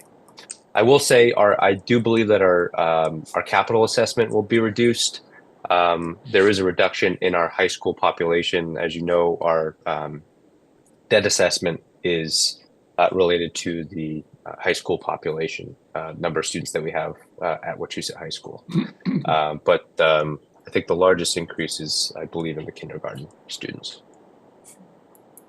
Thank you. Austin, if I have a question, please. Sure. 5 years ago, what was the total student count at Wachusett? Do you know? If you could talk for 2 more seconds, I can get you that number right now. Well, I was curious because I remember I- it being something around 1,700 plus, and we're at 1,642. So that's why I'd like to make sure my number's correct, because that brings up an interesting scenario. Do you think it's a decrease? Yeah. So what I've noticed over the past couple of years is there's been some years where we had some, a swing of kind of reducing 36 students. I believe though it's been around the 1,500 to 1,700. And because I'm in PowerPoint, can't get to that. But once I'm out of here, I can get you that number, Harry. Well, I guess the conundrum I have, if you will, is if our student population for the town really is practically level, goes up a little, down a little, and yet we're seeing a huge increase in the value, does our cost per student go up, not because we have more students in there, but because we have less students and the value of the Wachusett cost goes up? And that, I'm trying to correlate that. So if that's the case, is there something we can do about that? Because we have less students or the same number of students, but we're paying 40% more over the last 5 years or whatever it is. What can we do as a town to control that? I mean, I think people want to know. Well, I'm asking. Yeah, I mean, I think there's so many recommendations that or things that could occur, both at the local level, at the state level, to assist towns like Rutland or towns within regional school districts like the Wachusett School District to assist kind of with this year-to-year swing that especially we've seen. So some of the recommendations that Dr. Lopez had mentioned earlier are just some of the things that I have seen in my experience. Also, there's a very insightful report from 2017 from the State Auditor's Office talking about the challenges of regional school districts and especially just the financing situation. Because while we experience the challenges, also remember that regional school districts also experience these challenges. Sometimes they have to forego some of the opportunities that they feel students deserve because they recognize that there may not be the resources available within their respective communities. So candidly, I think this is largely a state level issue. One of the challenges that we have, obviously it's based off enrollment, but the largest share of our assessment is the minimum local contribution, which is something that is set by the state. And candidly, that's something that we have virtually no control over. This is a formula that's set by Department of Elementary and Secondary Education, and it's based off of a variety of factors. It's based off of the overall wealth of the community. It's based off of the assessed values of the community. So as we're seeing more folks come into town, folks' incomes are rising, that does also affect our minimum local contribution, which then affects our just overall assessment. So sure, I think we could at the budget meetings, we can argue about what the percent should be, but I think largely, schools rely on Chapter 78, and I think it's incumbent on our state legislators to really identify a long-term funding solution for all school districts, regional or non-regional. But also, there's some really unique things that I think some other states are doing that I think could be possible here. But certainly I think until we fix those problems, we're always going to have this year-to-year swing. 78 students was a lot. The year before that was 45. In FY22, it was reduced by 84 students, so we didn't necessarily see the large swing per se. It was a smaller increase of, I think it was like 3% in our overall assessment. So even when we experience a large decrease, we're still going to get an increase based off of budgetary assumptions and things like that. So I think this is a larger discussion that I think would, can hopefully happen from a regional perspective, and then also from a statewide perspective. I can say just from my experience talking with other municipal managers and administrators, this is the biggest thing that we all worry about, is what are the regional school assessments or school assessments going to look like? And again, even there's, I think, some creative concepts that are being pushed around at the statewide level or state level, talking with managers. So I don't think this conversation is over yet. I think the Student Opportunity Act that was passed at the state level did a lot of things for school districts across the Commonwealth, but didn't really affect in a positive manner the Wachusett School District for the town's affordability or availability to pay. There really wasn't a substantial increase in Chapter 70. If there was, the state also came back with substantial increases in special education, circuit breaker, transportation reimbursements that have been reduced over the past several years. So I hate to always blame the state, but this is largely a state problem. And I think that hopefully some conversations starting at the local level, we can maybe have some progress on this initiative. I appreciate that. I know you're working hard on it where the budget's concerned in terms of where we're gonna be. But I just kind of wanted to give the town an essence of how difficult this is, even regardless of our student population from year to year, how it's been going up. So I appreciate that. Yeah, and if I mean, one of the first things, sorry, Leah. I was just gonna say, if I can add also, is because we're part of the regional district, kind of what I was asking about with Austin earlier is, it's not just what Rutland does, it's how Rutland's numbers impact the total percent of all of the students. So even if Rutland has a decrease of 3 students, maybe all of the other towns have larger decreases than Rutland's 3. So we still see less change because our decrease in relation to the other towns. And it's one of those things for, I know the district is looking at kind of the use of all the district buildings because there's minimum staffing levels required at every school building. So you can't just shut a building. And so if this year, I think one of the grades at Naquag, I think have 7 classes. Have 7 classes, but then there might be another town that doesn't have enough for even 1 classroom of students, but they're required to staff enough to have 1 classroom. And so there's part of the constraints of being a regional K through or pre-K through 12 is that all the buildings need to be staffed and everything. And something the district is looking into, if they can kind of better utilize the entire regional piece. And so if they can bus almost school choice kids within the 5 towns, to make it so that all the buildings are more equally utilized, and everything. But there's a lot of pieces, unfortunately. I mean, my initial, and I agree, my initial thought was, if our student population from here to here is basically the same, and we're experiencing a 25% or 30% increase in costs, how do we help control those costs which we have no control over? Right. It's just, Okay? it's like everything else, it's like, all those costs go up because of inflation, but not everybody's, just because we're here and we're living here doesn't necessarily mean we all have incomes that match that same inflation rate, so we're still expected to And the other side pay, is, even if we don't have it. we got a 9% increase on Wachusett last year. And what was the increase we gave our town employees? So there's that side that we are trying to be fair to our town employees. And we have that restriction. What can we do about that? What can Wachusett help us do about that? I guess is my question. And I know there had been a lot of kind of local advocacy, grassroots advocacy to push our state legislature to really look at things.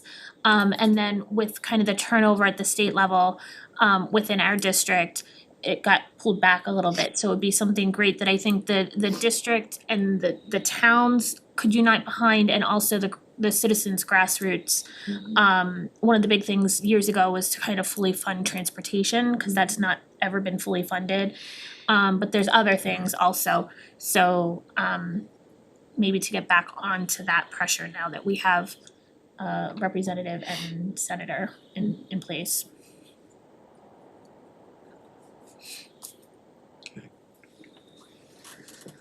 Anything else on that one? Next slide. All right. Just to continue with budget and finance, happy to say that our tax recap was certified by the Department of Revenue at the end of November. As the board knows, the tax rate that was voted by the board was $14.83 per thousand. I want to thank the finance team for their excellent work on this. Specifically, town accountant Donna Kuchar, she forwarded me a note from our local rep from the Division of Local Services at the Department of Revenue. She said this was one of the best tax recaps that she's ever certified from Rutland in several years. So just want to thank her and the rest of the team for their effort on an excellent tax recap process. That's awesome, thank you. And yeah, excellent news. Yeah. I also don't want to steal any of Harry's thunder at either at this meeting or a future meeting, but CIPC did provide, or they voted at their last meeting for recommendations for projects in FY25. I believe a formal report with recommendations will be forthcoming. It's my understanding they are recommending the fire ladder truck and the public works vans. If you know, especially those vans, they're in extremely terrible condition. So it's great to hear that those projects were recommended. Also, just an update on the budget process. Austin, we are meeting this Thursday to kind of finalize things so we can get the report out to you. Excellent, great, thank you. In the budget schedule that was sent to Board and Finance Committee, I had the draft budget to be presented at this meeting. Asking for a little bit more time. Candidly, I think if anyone's been reading some of the news from either the Mass Municipal Association, Boston Globe, really anything, some of the state's finances are, I think there's some points for concern from the state finances. So I'd like to take another meeting or two to be able to formalize that. All the budget requests have been in. We've reviewed all the budgets with town departments. So want to take just at least another meeting or two to be able to compile the draft budget document for this Board and Finance Committee to consider and start that process. But again, I think we're still on track for the board to have both boards to have ample opportunity to review those budget documents as well. On to projects, as everyone probably has seen over the past couple of weeks, the Palmagussit Road Route 56 project has been suspended for the winter. They'll start back up in the spring. One of the largest things that's remaining is the replacement of the dam culvert for Molten Pond. There was a revised scope to that project to actually decrease the amount of time that project will take, and they'll do a temporary shutdown to be able to essentially do a kind of a box culvert, drop in a new culvert right into the road structure. This will save time and some resources to be able to make sure that road is opened up a lot sooner than was previously planned as part of the project. The Miles Road water main project is complete. The only thing that's remaining is the final coat of pavement to be completed in the spring. Let what they've done settle over the winter, and then they'll come back with the final trench paving. As the board was aware, just before the Thanksgiving holiday, the water heater at Naquag School was in need of immediate emergency repair. That project was complete under emergency procurement. The school district will cover the costs, which I believe is just under $40,000. Because it's over the $35,000 threshold per our lease agreement with the school district, that is a responsibility of the town. I think there's a couple options here, but just want to put this on everyone's radar that is something that we need to consider before the end of the fiscal year to reimburse the school district for that project. And as the chair mentioned, the school district is looking at population analysis, demographic and population analysis for the overall all 5 communities. They awarded phase 1 of this project, which is specifically kind of looking at the data and the metrics of each of the communities, to CMRPC. And the second phase will come in the form of formal recommendations. So if it's, sharing of schools, building a new school, but first they want to look at the data, and there's a lot of analysis that will be conducted by CMRPC, which will turn into phase 2, which is a formal long-term report with recommendations. So that project is ongoing. And also happy to share that the school committee at their most recent meeting referred to their policy subcommittee exploring becoming a green community school district. As you know, the town of Rutland has been a green community for several years now, which allows us to unlock funding opportunity in the form of grants for capital needs for efficiency improvements on town buildings. One of the things that we can't do is fund school facilities, because the school district needs to also adopt those same policy standards.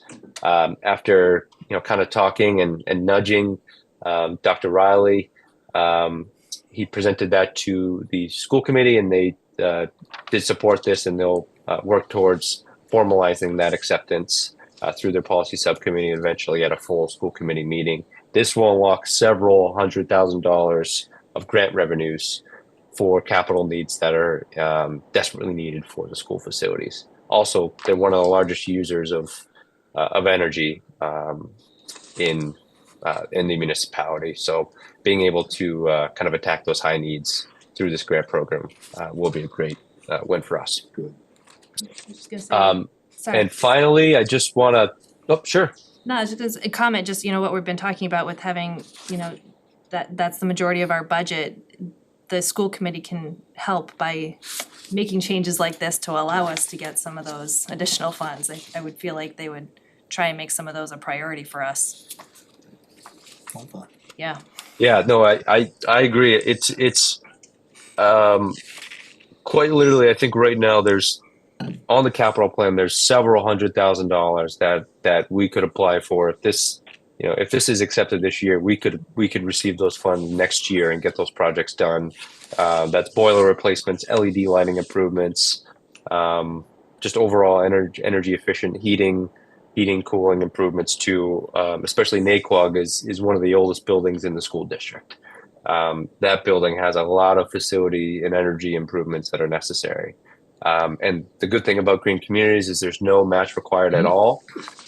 It's good if you have the resources, but there's no requirements, and the utilities often provide additional incentives for these as well. So not only leveraging state resources, but some of the resources available from National Grid, others as well. I think this is a great first step, and I'm happy to see the school committee support this. Austin, a question? And finally, sure, yep, Harry, yep. As you know, there are 2 heaters, one in each of the other 2 schools, that are due for replacement. They've been on the radar since 2017. And as a committee, we're trying to decide where to place those. Is that something that would fall under the green community status to replace, that town wouldn't have to have such an expense? I believe it would. Just want to clarify, though, I believe the water heater at the middle school was replaced within the past year or 2. So that one is not in desperate need of replacement, but of course we should keep that on our expected capital plan within, let's say it's another 5 years or so. Okay. But yes, anything that utilizes energy, especially a substantial use of energy, generally does qualify under this program.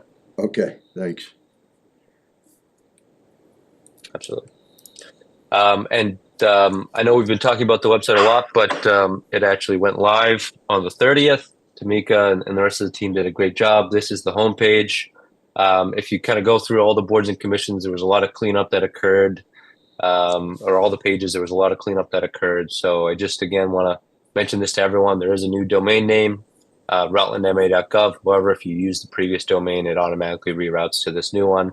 So just want to thank everyone for their hard work on this and just give one last shout out to this website. It's exciting, and I think there's a lot of opportunities for presenting new information here, various kinds of information, making a lot of information more accessible for people. So just want to give one last shout out for that. That's Question, my update, and happy to answer any remaining questions you have. Yep. Yeah, my question, have you had any input from the town as to how they're receiving the new website? Nothing yet. No complaints, so that's good, No right? news is good news. Yeah. That's You take good news, okay. I think it looks great and it's. I mean, one of the things always with the, go ahead, sorry, Leah. No, I was just gonna say, I think it looks great and it's so much more streamlined, so I appreciate all the work that you and the rest of the staff and boards and commissions have done, cause I know it was a lot of training and everything, so I appreciate it. Just do one question. There's always, with the new website, there's always a kind of a work in progress, right? I mean, there's always going to be things I think we'll click on a link and realize, it linked to the wrong document. But I think, especially Tamika spent a lot of time kind of quality checking everything to make sure that it's as clean as possible. But again, I think we'll look to build on a lot of this. I mean, there's already information on there that, was not previously available on the previous website. So I think right now people are able to, hopefully it's a little bit more user-friendly. Certainly one of the biggest things is the efficiency from the back end. The back end is totally different for staff. There's a lot more things that we can do with this website. So I think it's a great thing internally as well. But again, hopefully this is a great longstanding transparency resource for the public. Austin, one question. Some people in town, if you start clicking through things, they're not sure where to go. How fine-tuned is the search engine? A whole lot better, A lot better? a whole lot better. Okay. Because to me, if I was confused, that's where I'd go and type something Yes, in. and I will say, part of the onus in that is with the staff, so that when we're posting things, we're using the right terms and the right keywords with consistency, so that if people are putting those things in the search function, it's certainly going to be much more improved than it was on the last site. Great, Yes. great, okay. Thank you, Austin. And that's it. Thank you. Are there any other questions or comments or anything for Austin? I know you had talked about the budget, and I just wanted to say I appreciate you had the conversation, kind of the high level conversation with us last meeting or a couple meetings ago, as kind of where things were looking. And I think it makes sense to hold off until we have a little bit more finalized information from, or maybe not finalized, but consistent information coming out of the state. I know the past couple weeks, really the past week has really been fluctuating a lot, so yeah, I appreciate that. One of the big things I think we're looking for, both the school district and the cities and towns are looking, I believe this week, the state is looking to present their consensus revenue projections for the balance of FY24 and FY25.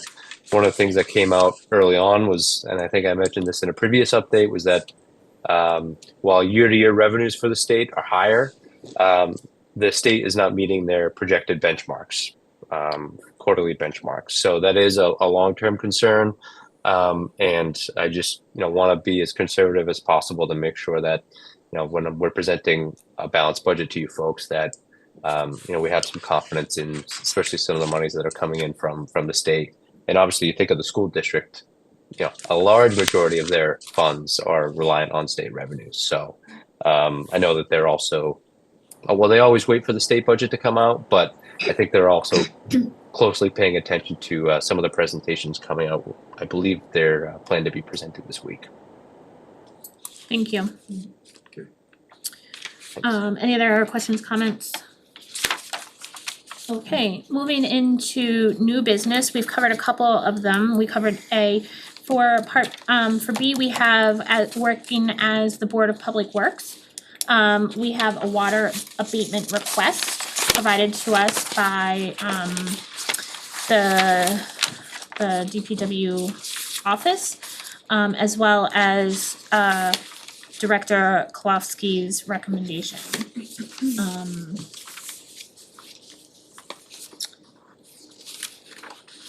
Does anybody have any,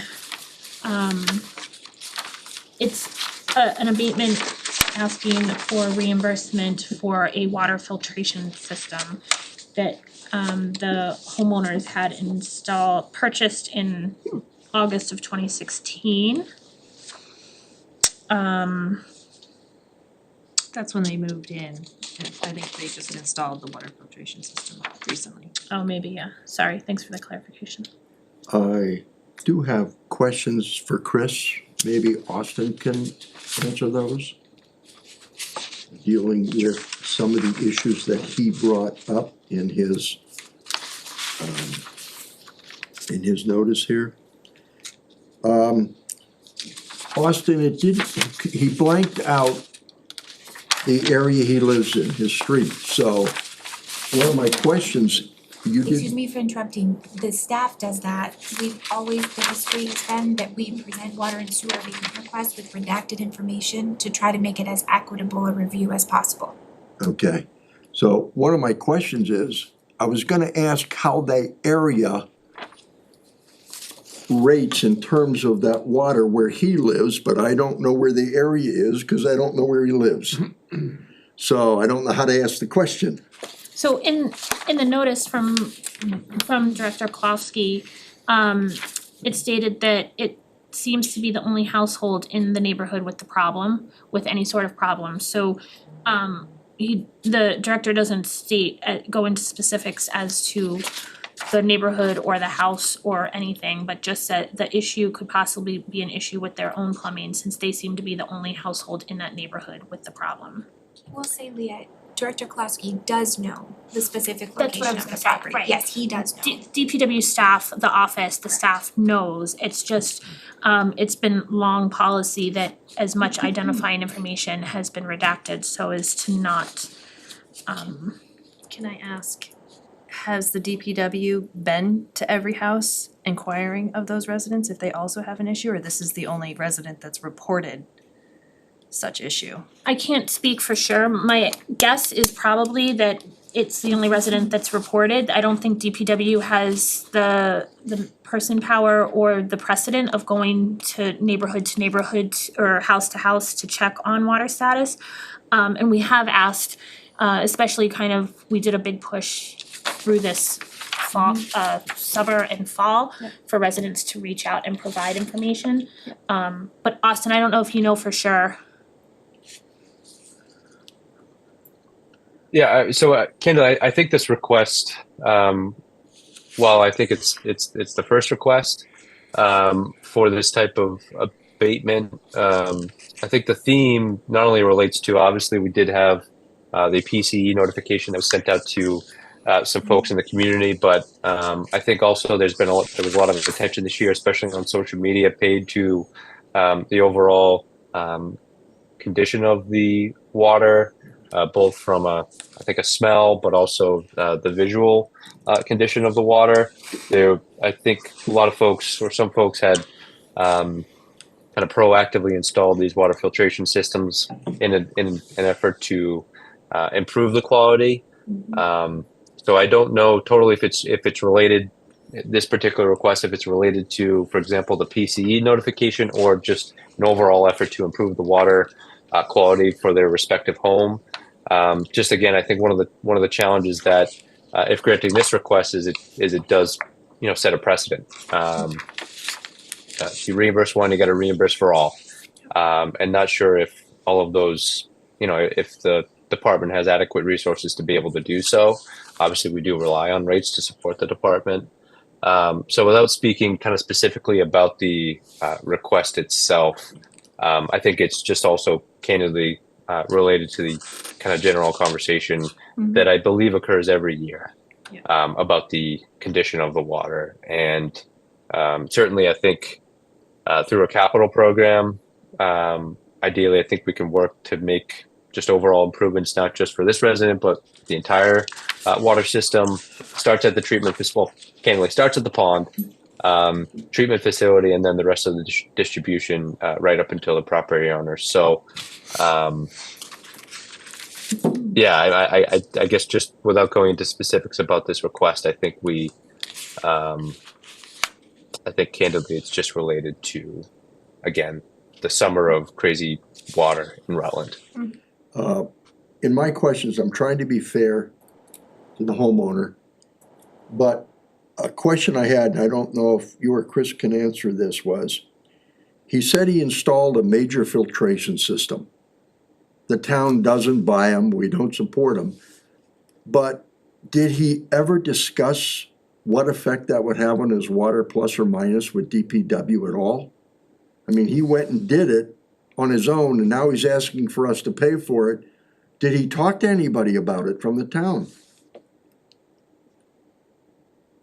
I don't think he has to. It's That I can't speak to. I can say also, No, because if he's gonna put in a. yeah, Harry, I can say also, there's some folks that just proactively do this even in good times where there's water, because they, it's additional layer of kind of security and having a water filtration system installed at the local level. I mean, you think how many folks kind of put the Brit on their tap, even if the water is clear, they do that just to kind of eliminate any potential contamination that maybe happens in their own distribution system on their site.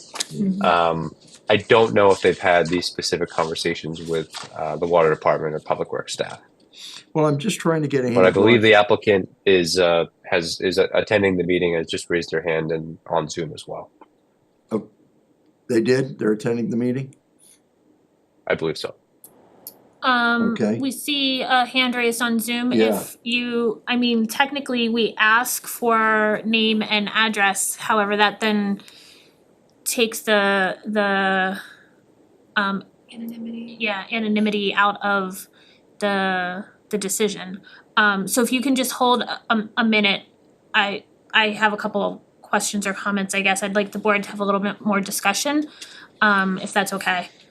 I think, Austin, if I'm correct, the water report of the water that comes from the pond that goes into our storage tanks and everything consistently meets all of the strict Massachusetts standards as being safe and acceptable. And even with the PCE concern, it came to a level that required notification. But was it not I forget the terminology, but it was not of a significant concern, or how was that notice worded? Do you recall? Or does anyone here recall? So I can't remember the explicit language that was in the letter, but generally with mandates from Mass DEP, we have monthly or quarterly testing that is required, and when there is results that come in over a certain threshold for different types of substances or chemicals or minerals, we are required to notify. If they are also over a certain threshold, we are required to mitigate. In this particular situation, for the PCE situation, the initial result was well over the threshold. One of the several things that we were required to mitigate was a constant bleeder at the end of the dead end line. We were bleeding, I think, 5 gallons a minute, and we've continued to do so. And over our consistent testing since then, the chemicals that were present in the water have been, I believe, eliminated because they've just kind of been bled out of the system. I think just related to the fact that this was kind of a dead end line with the infrastructure of the pipes, it kind of probably just kind of was held up. So we bled all that. We did do also a flushing of the entire water system as well. So we bled not only kind of this line, but the entire system, just to kind of get all, any sort of sediment or anything that is involved in those. But yeah, from Mass DEP's perspective, it's my understanding we're in compliance. I believe just because we indicated it over the summer, we have to do the testing for I think overall a 12-month duration, or until the average is below. I believe we're getting close to the average being below the regulated threshold, but we will continue to do the testing as required quarterly and monthly by Mass DEP as well. Thank you. And I think the way I view it is if we, as a board, grant this abatement, that's coming from water and sewer retained earnings, I assume, and then we are potentially on the hook to purchase everybody that has purchased whatever quality, this I think was a $2,800 unit total, but there could be far more expensive ones that then it sets a precedent that we're on the onus to purchase at the water ratepayers' expense essentially. And so I think there's been internal conversations ongoing within DPW and water and sewer as to ways to kind of work on improving the quality of water. It's one of the conversations we had at our bylaw meeting is if we're gonna be sending disclosures out about right to farm, then there should be disclosures going out, or there should be mandates on the developers to install these filters from the get-go or something, if in my personal opinion, if that's the way that the board is looking to go. I don't wanna minimize the residents' concerns because they're very real and I hear them and I can empathize with them. But I also need to look out for all the ratepayers. And During this past 5 months or so, I've had 2 residents contact me about situations along these lines regarding filters, okay? And I referred them to the DPW, and one of them got back to me and said that the DPW very nicely, very politely informed them that it was not in the town's purview to refund or give back part of the cost of the system. And, it was explained to them very nicely and very, very completely, so they didn't have a problem with it in that respect. Yeah, I think we're dealing with 2 pieces here. One is the filtration system and the other is the water rebate. The filtration system, I do water filtration in my house. I do not expect the town to pay for it because that's my responsibility if I want a better quality of water. As far as the a rebate is concerned, or abatement is concerned, over the quality of water, that could apply to everybody in town, if that's what we're looking at. So I can't, to all our citizens who are on sewer, I can't justify just because the water is bad and we don't know if it's from the house, from the line, or what it is, to the extent that he explains it's so bad. Because nobody else has complained in the area. So. And I also have to add a layer of, in purchasing a property, knowing which, if you're on town water or a well, doing your own due diligence to check on those things. Like when we purchased our home, we had a water guy come in and test the water. Yeah. Check the well. Yeah. All of those things. So I think those are all, when you're purchasing a residence, those are all due diligence on the part of the buyer to understand what you're buying and what you're buying into. So I'm also of the frame of mind that if you do come up and something shows up in results that you're not happy about, you can at that point ask the seller to input a system if you want, but you're not asking the town to do that. It would either be on you as a buyer or as the homeowner to do it. So I also have. It's a tough call, I sympathize with you. Yeah, I 100% understand and empathize, just like. Through the chair. Within the last year, a house on my street has been sold. And when the inspection people came in, private inspection, they did a water quality test, okay? So it's something that is available to the home buyer, as it were. Right. Okay, if you wanna have, the inspection people do a water quality test, it's there, it's available. And I know things change, like we've done it multiple times since we've been here, just because water changes.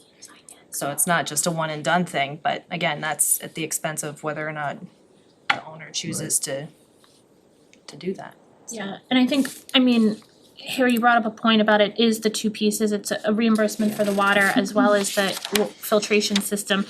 And historically, if the water's been used, we've charged for it unless there's been a very extenuating circumstance. And we hear the quality of water concerns. And some of that is every year, it's a pond is the water source, and so I mean, I think we are trying to make the commitment to our water users that we're looking into it and trying to find additional options, but I don't know that providing abatements is the can of worms that we want to open, because then we're going to deplete our retained earnings in abatement requests and not have anything to use towards addressing the issue. In this budget, we've made an effort to make sure that we work more on the water, to make sure that we do get the pipes done, the lines done, to clear up some of this stuff. So for the benefit of the whole town, I think that's the better use of the money personally, but. So before we go to, I think the resident on Zoom is from the board, is there additional conversation? Because I think we will have to lose that layer of anonymity to hear the concerns. I'm comfortable, yeah, well. If you can state your name and address, please, on Zoom. So does not remaining anonymous impact anything on the vote before I state my name?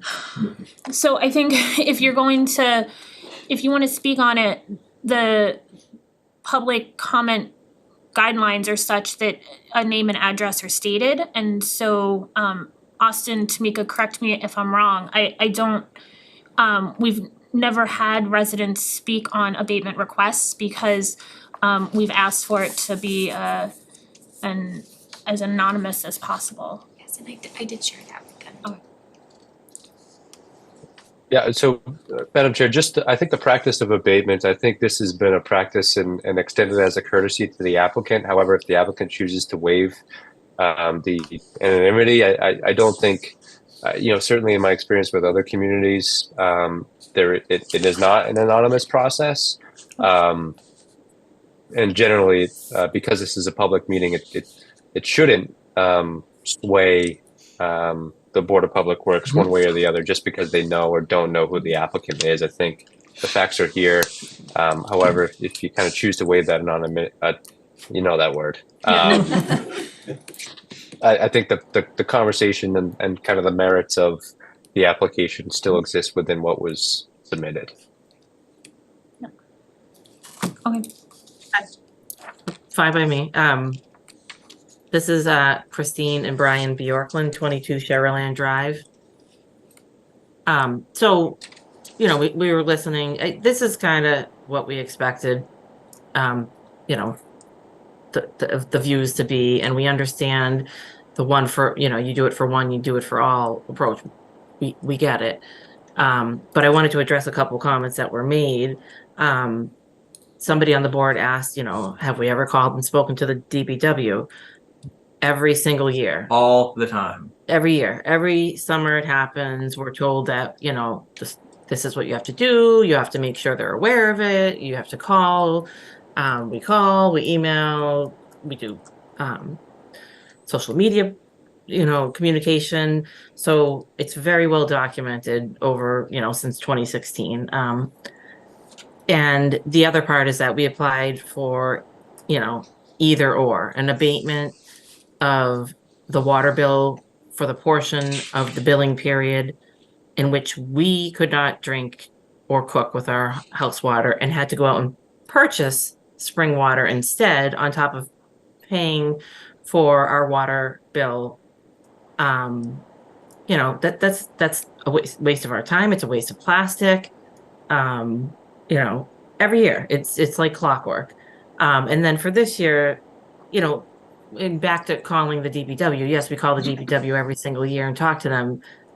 That's 7-8 years now, and we just get, Nothing happens, yeah, nothing changes. we just get we understand it's the pond, it's this, it's that, it's this, it's that. Meanwhile, many people are experiencing this. I can tell you with 100% certainty, it is not the pipes to our house. This happens throughout town. So, you know, but in 7 or 8 years, I feel like there would be some sort of plan in place at this point to alleviate this or to fix this. And there's nothing. Fast forward to 2023, this summer, and we get this year we get these letters about now chemicals detected. So that's why I said, okay, what do we do now? You know, and Austin's been very good and working with us, and Tamika, you know, helping us out. They created the abatement form because one did not exist before. So we appreciate that. But we have to keep asking and persisting because instead of getting better, it's getting worse. So, And we know the numbers are down, but that's only because the line is wide open at the end of the street. You know, that comes at a cost to the water users of this town, and that needs to be addressed sooner than later because, you know, that's expensive. You know, that's. yeah. So, and I recognize that it's a dead end street and the bleeder line is there, and that's bringing numbers down, and that's good to hear. We're happy about that. I mean, you know, for everybody, we were lucky enough that we could put a more robust water system, and we went and had it tested, and we have probably the cleanest water, you know, in town now. So our results came back awesome. We're happy that we're able to do that, but not everybody is. And we really feel for the people in town that can't afford to put in a system to keep out chemicals or that are known to cause, you know, lymphoma and leukemia and things like that. That, you know, we are on public water, and public water it's not a luxury. It's something that everybody should have access to. And I agree with the point I think Jennifer said about, you know, testing when you move into a house. Prior houses that we lived in that had wells, we did do that before purchasing the house. So totally agree. Never once did we think that was something that would need to be done for town water that is held to such standards of, you know, I expect to turn on the faucet and have good town water that I pay for. I don't think that's a lot to ask for in that sense. Yeah, and these pipes on our street have been a problem since 1996, according to that letter. So 1996 is a long time ago for those pipes to still be lying underneath on Cheryl Drive. Dead end or not, 1996, they knew about it then. The letter says that they knew about these pipes and the chemicals in them. So that's a little disheartening too. So we just decided, you know, if filing the abatement, we're probably not going to get anything. It's more, you know, part of it is principle that, you know,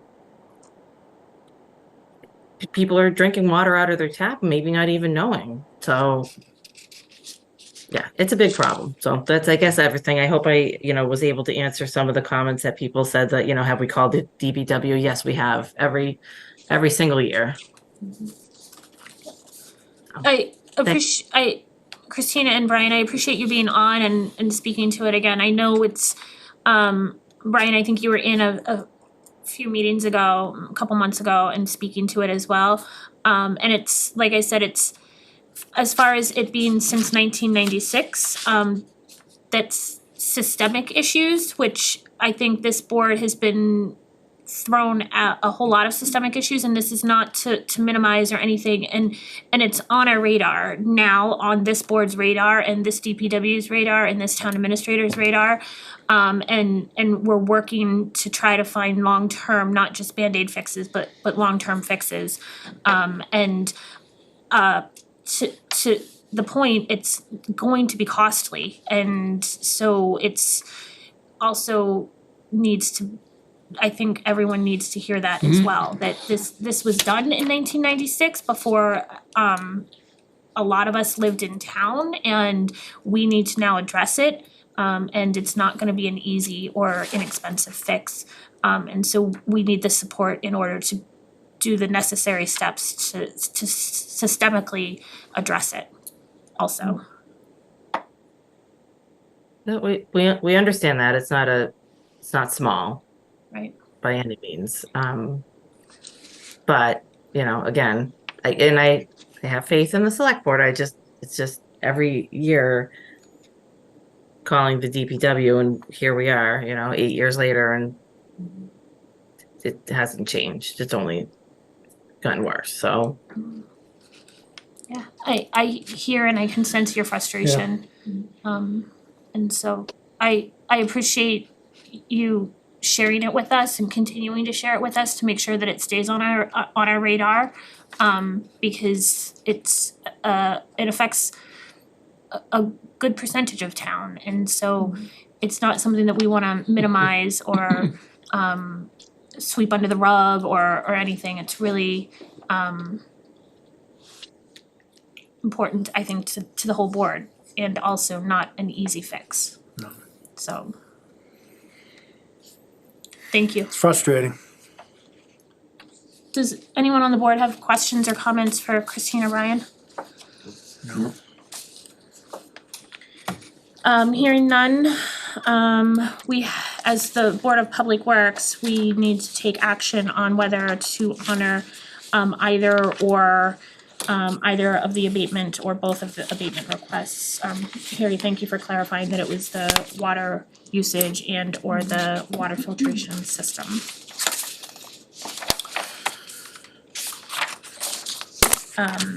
I think the sense I was getting from the board is that it's unfortunately a can of worms if we were to offer an abatement on either or, and that the funds that would be used to address this and likely any future abatements could be better utilized to address the systemic concern, is the sense that I got from the board, but. Yeah, I mean, it's frustrating, like we've been talking about, not to repeat it too much, frustrating, because we're voting on something that probably none of us want to vote in that direction, because this town for decades has looked the other way and not done anything about it. Right. The only thing I can say is I feel like this board, we're at least trying, we have a town administrator, we have people in place. We're trying to do what they haven't done for decades. So, you know, I'm sorry you're going through that, but I just don't think we can open that can of worms right now. I mean, But you're right, Tom, I think we are making it a priority as a board. we're trying our best, yep. So how would we? So what is it, it would be a motion to Deny? deny the request Okay. for abatement? So I make a motion to deny the request for an abatement for, what's the amount, Do we have to use numbers or? no, just no say- numbers, No, you just could just write as presented. as, okay, I make a motion to deny the request for abatement as written. We have a motion, is there a second? Second. Oh, Paul second. Any other comments or questions or concerns? Hearing none, roll call, Harry. Second, aye. Mattson, aye. Aye. Galvin, aye. Whitman, aye, with regrets. Like I said, it's a With real, prejudice. it's a real tough one, and, you know, I think we're trying.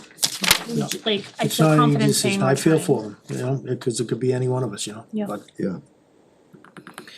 All right, we're moving forward, back with our select board hats as a designated parking spot for the creation of designating a spot for veterans at town hall. I think we had asked to have some clarification, from our veteran service agent. And I think Tamika, you reached out to Karen, and she said that she is in support of designated a spot but had no other comments. And then after reviewing the meeting minutes from when there was discussion of the becoming a Purple Heart community, they did not have any signs for veteran parking spots, and there was no funding available for that at the time. The signs that were placed at the entrances to town were gifted by Karen and some other, I don't know if it was only Karen or Karen and some other citizens.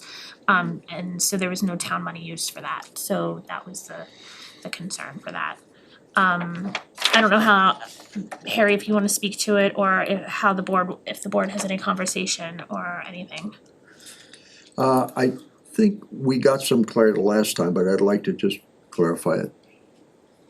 Austin, you know, we got a lot of veterans in town. I'm very supportive of the veterans. But what does it entail putting up a sign? Is it a large cost? Do we have to set it out at a certain place? Like, you know how the handicap spot in front of the town hall where you walk in, could a veterans be on the other side of it? You know, I'm just curious as to where and. Sure. Yeah, so I would caution putting the veteran spot where I think the best spots for accessibility would be for the handicap spots. I think we were intentional in moving the handicap spot to the second handicap spot closer to the ramp, recognizing that especially folks who may use a wheelchair, just moving them a little bit closer to the ramp makes it overall ideally a better experience for them. The rest of the parking lot, I think, is all the parking spaces are located behind. So certainly, I think we could identify, one parking space probably in the back somewhere, maybe closest to the building somewhere. And in terms of your question with respect to cost and kind of what the process looks like, I don't believe the cost would be substantial. I think we would likely just order a veterans parking spot sign from our sign vendor. I don't believe that those are substantial cost, especially since it probably wouldn't be custom. They're likely already made for other municipalities. And then just the cost associated with DPW time and any other associated materials to actually mount it. But other than that, I don't foresee any ongoing expenditures of this case. One of the questions I think that was raised in previous discussions were related to the enforcement. Just looking at the general law that authorizes this, Chapter 40, Section 22A, 3A and 3/4, I think it is. There's subsections that kind of place some requirements of what needs to be displayed. So it needs to be owned and operated by the veteran, and it needs to display a veteran's registration plate issued by the Registry of Motor Vehicles. So those are kind of the two requirements. And then if they're an unauthorized vehicle, they may be removed at the owner's expense. I will admit, being a veteran and wanting a veteran, there are some plates in town that have that. I guess being fair to the board, I'm not sure taking up a parking spot for maybe 20 veterans in town who has plates is the best use of space, but it is the best use to honor our veterans who are willing to buy a plate or get a plate. If I may. Huh? If I may, same thing, I don't disagree with the sentiment, but it's, again, knowing where the town hall parking lot is, that's used for a lot of other purposes, so is it something where that space is now taken up for the entirety of its use? Nobody else can park there unless you're one of the 20 people that have, using that number, you have this plate. And I don't know how many, I'm just saying, from what I. Could we do something more along the lines of, offer, or unless we do it already, do we offer a military discount or a veteran discount for the pool or any other services like that in town I don't, that could be, I haven't received anything for what I've tried to do as a veteran, yeah. you know, so I don't. I like the thought, but I have a hard time with the limited parking that's there and how often there's events over there. I mean, we're not looking at a disabled veteran, Right. we're looking at a veteran who can walk and talk and breathe and drive. And that could go somewhere in the back corner in front of a tree or something to honor them. And I heard what you said, that, you know, in the summertime for the pool, it gets very, It's very busy. insane there. And I'd also hate to see, a spot sitting there. Yeah. Well, that if I may, doesn't- So, right, Yeah. how do we, I know, what Austin was referring to, the general law. It says the town may, it doesn't say the town has to. But I'm just trying to think of how the town can honor our veterans by a show, not by, you know, well, I can go in and I can get a rebate on my, if I'm a disabled veteran, I can get a rebate on my taxes, but a show of how the town really appreciates veterans. The monument we have out front wasn't done by the town. It was done by an organization who built it, who put signs on it and stuff. So how does the town react to show the veterans, is what I'm trying to say. I mean, through the chair, I think it's a great idea. I just, if you have 1,000 spaces at Walmart, you know, that's one thing. I just, I happen to, since we spoke about this last, I've had an opportunity to talk to about a dozen people at practice. Every single one of them said, don't do it. It's just, there's not enough spaces, and it's a nice gesture. And I'm somebody who served myself, it's a nice gesture. But we have what, 40 spots or 35 spots or Well, whatever it is? I'm all for it. You wanna put up a monument, a But sign? here's my other thought, it doesn't have to be at the town hall. We've got the library. Oh, I You get know, it, yeah. we've got other places in town that we could recognize a veteran. We could do one at Glenwood, for example, Glenwood School. Why? Because that's where we hold our town meetings. I mean, it doesn't have to be at the town hall. I brought it up because I wanted the board to think about how we can honor a veteran. And a parking space is a way to show it, there could be other things. That's what I was, No, I think it's a great idea, Harry. I just, right now, I don't know that it's realistic because of the lack of spaces. That would be my thing. I was just gonna add, sometimes in the summertime, there aren't enough parking spaces for the employees. Staff. My Like, wife if has we had to leave park for across the lunch, street, You know, yeah. like nobody leaves for lunch, cause you're like, no, you're gonna lose your You're gonna lose your spot, you spot. know? Yeah, Right. that's the only challenge. And they get yelled at for parking in the church parking lot, cause they're not going into church. I mean, are there ways like, you know, I know all the rooms here have been designated, but you know, are there other municipal buildings that we That's could not a bad use idea. as a way to honor veterans, you know, as a, you know, naming in favor of That's not a bad idea even at all. none, but something to look into then. Yeah, like a room or something. yeah.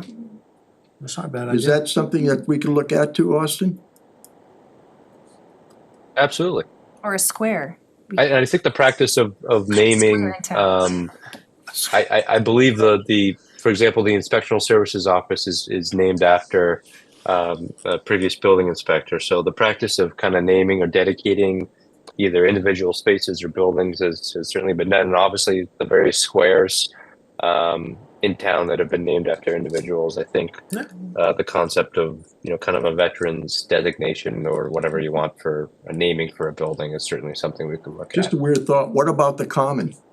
Out in front of the, can we name the common in honor of those who serve in the whole common, or the other common down by across from?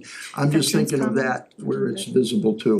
And I don't wanna take time up at this meeting, but trying to honor veterans somehow. Yeah, Veterans Common, that sounds nice. I think you can name whatever you want, to be honest, members of the board. I think you can, you know, place a name on whatever you want, as long as, I think we'd have to look and see if the policy that was implemented by the previous board, if there's anything that, you know, designates buildings or fields or any other locations in town, if there's also a policy for that.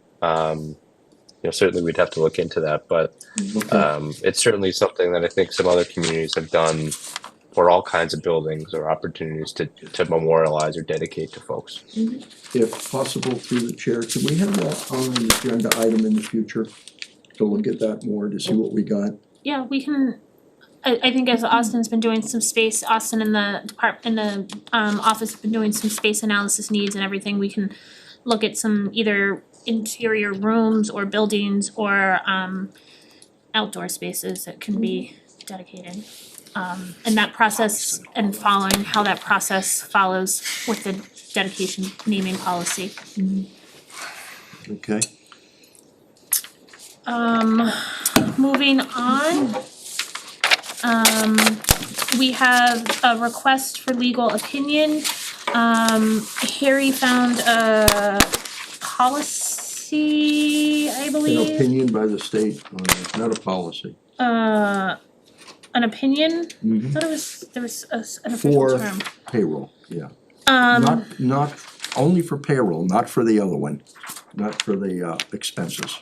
This just deals with payroll. so Harry, do you wanna present what you found? Well, again, I was looking more for a legal opinion than my looking into this. What did our town council have to say about the process that we do?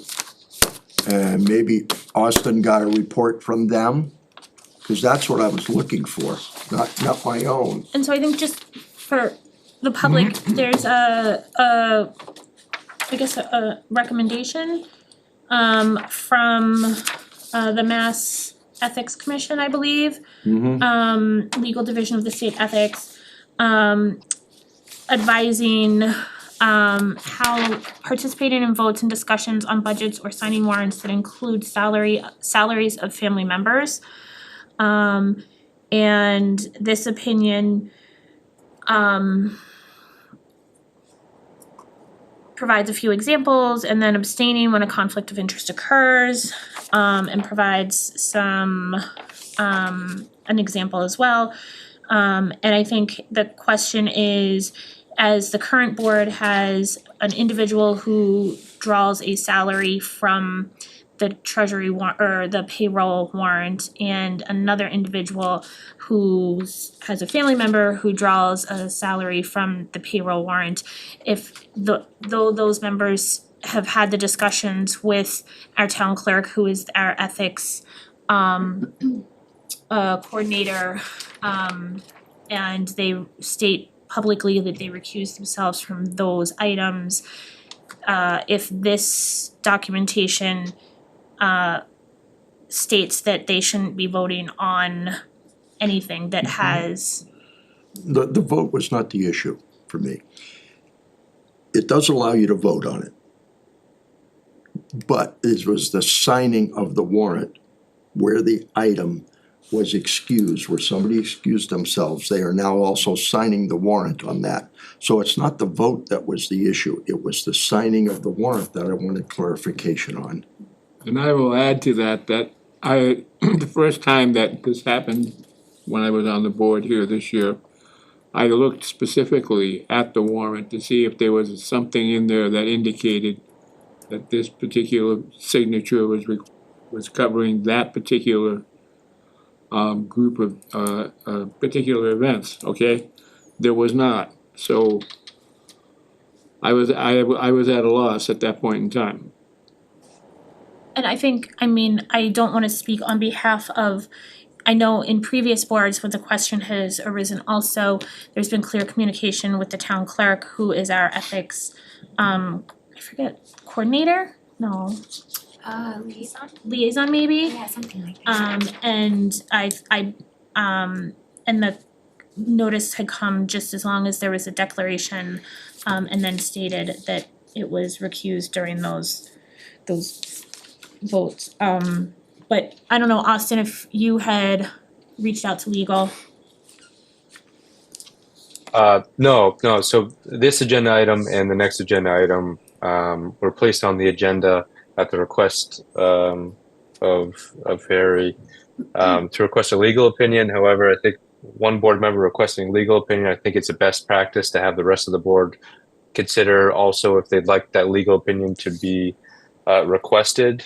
Candidly, the vote that you guys take at the beginning is to approve, which is essentially signing. You don't need to necessarily do both. You don't need to actually make a formal motion. Your motion or your vote that you take is explicitly stating for the two members that have a conflict with each warrant, explicitly stating what they are abstaining from. I think if, in the interest of also just being transparent on from a record keeping, we could also ask the town accountant to explicitly under each of so Selectman Galvin and Selectman Matson's names, we could put excluding in that particular line item, just to be explicit both on the motion side and actually on the signature side.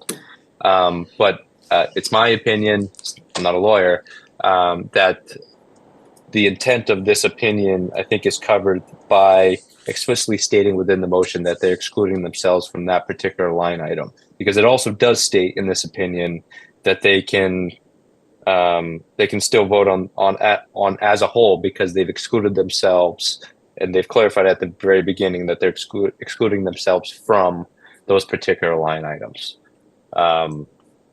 So I think obviously, if you'd like to seek legal opinion, or I think we could just simply cover it by being explicit on the actual printed warrant itself. You could also handwrite each time you sign, you can handwrite the line item that you'd like to exclude as well, and that would cover it, I believe, from a documentation standpoint. Through the chair, was there a complaint or some reason you did this? No, it was me personally, Tom. But where why it's- would you stir this up if there's no need to do so? Because I wanna make sure we're legal, purely legal. But And this has the been only- going on since And forever, Harry. well, that's not to make it necessarily, it doesn't make it legal. I wanted an opinion from our legal team as to say, this is it. I wanted it in black and white in writing. Because when it says you shouldn't, the person can vote on it, but they can't sign the warrant. So everybody can vote for the warrant, but they can't sign it. So I mean, I don't even know if wanted- technically it applies to me, cause my wife's not even on the town budget. It's So I a don't even- conflict of interest issue. She's a revolving fund, so I don't even know if that applies to me, but still, I mean, I just feel that, I don't know what, Austin, and you it's, can answer and that. it's not, it's really me. Do I wanna put myself out there, sign something that I am not absolutely sure is legal? I But hear it would what be Austin legal says. for you. Right. It's me and, it's So I me and don't- Paul. And the point is, I don't have to You're sign picking it. a fight for us. I don't have to sign it. That's my point. But I wanna make sure if I don't sign it, I'm also legal in that I have the okay to sign it. Then But just the put the only, writing in there, I guess, right? I don't know. I just wanna add too that I make sure to document it in the minutes as Right. well, every time you guys I mean, we take that say motion. publicly, we recuse ourselves, I don't know, I think it's a whole lot about I mean, I nothing, think- but well, if you feel that you don't wanna go the extra step and get legal's opinion, that's okay. Well, I guess the Well, I'm thinking question- money too, well, I how much is guess it gonna cost? that's Well, the we're gonna question. have to, at some point, spend some money for legal issues as this board's going through. Is it a legal issue? That's, It's not a legal. according to the opinion, it is. But I think the other thing is, Well, Harry, candidly, the opinion doesn't state in the example, the opinion doesn't state anything about signing the warrant. Just at the very beginning, it says, well, there's a paragraph at the end. It says it would affect the family member's salary or sign a payroll warrant that affects the family member's pay. And then it goes in the example of a school committee member and talking about the budget. But still, as I mentioned earlier, the principle of making a motion, you're approving the warrant in your motion. You're approving treasury and you're approving payroll. By being explicit in the motion, which is candidly all you need. You think about during COVID times, lots of communities didn't even sign it because they made the motion, which effectively approved the warrant. Being explicit in the motion and documenting that in the minutes, I believe is in the spirit of this opinion, which again is just an opinion of the Ethics Commission. Also with any ethics issues, a lot of times legal counsel will advise board members to contact the Ethics Commission themselves for particular opinion from the Ethics Commission, because it wouldn't be town council that would be necessarily giving an opinion for the rest of the board. It would be, do individual members believe that there's an ethical concern?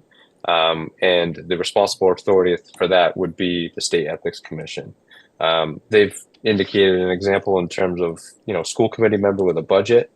But again, I think the practice, I would imagine that this probably came up, and there's a reason why board members now explicitly state excluding such and such wages. This probably came up, so whether it was through a legal opinion or calling the Ethics Commission or consulting publicly available opinions like this. But again, I think a very simple thing, Harry, to be responsive to what you're looking for would just to print the warrant for each particular member that has a conflict, putting that on the documented warrant. So you have it in the motion and you have it on the signed warrant as well. And that is your legal opinion? That's something that easily could be done. And that is your legal opinion? I can't give a legal, Then all I you're can't doing give a is legal giving me opinion, an I'm not an opinion. attorney. Then all I'm getting is an opinion. I'm not getting a legal opinion. Yeah, well, Harry, candidly, you're also giving an opinion as well from what you've read from the Ethics Commission opinion as well, which again, I disagree that there is a conflict of interest here. I don't think there is. Reading the same opinion. Generally, in my limited experience with ethics, is they very much want anyone that might have the individual that has a concern or that the concern pertains to reach out to them directly. And there's a lawyer an attorney of the day that generally calls you back within 24 to 48 business hours and have that conversation. I don't want to speak for our town clerk, but I thought in previous boards it was indicated that filing the disclosure with the town clerk's office and then publicly verbally stating it was fully sufficient and met the ethics commission's concerns. I think I struggle with going to our town legal representation for everything. There's a cost for every call that is made. And so for something as this is not a binding document, it's an advisory that had come out, I believe, in 2017, if my memory is correct. I'm not 100% sure. I also think in smaller towns and communities, it becomes almost unavoidable that somebody is somehow connected to somebody somehow. Every board I've seen so far since I've been in town, somebody's had to recuse themselves. That's just the process. But this thing is, I'm not saying that you can't vote and you can't recuse yourself. What I'm saying is that you can do all that. But because the part of the warrant, and I'm not even gonna get, my point here is, do we have something from Anita that says this is the process we need to go through and here's what we're supposed to do? Because I haven't seen anything in black and white. Does Austin want to write a letter stating this is my opinion, it's not that this is what you need to do? Something that says this is the process for future boards in black and white. So I can try to call the State Ethics Commission and see if they will give us an opinion on this. I think generally that would come more from the State Ethics Commission, to Austin's point, than town council.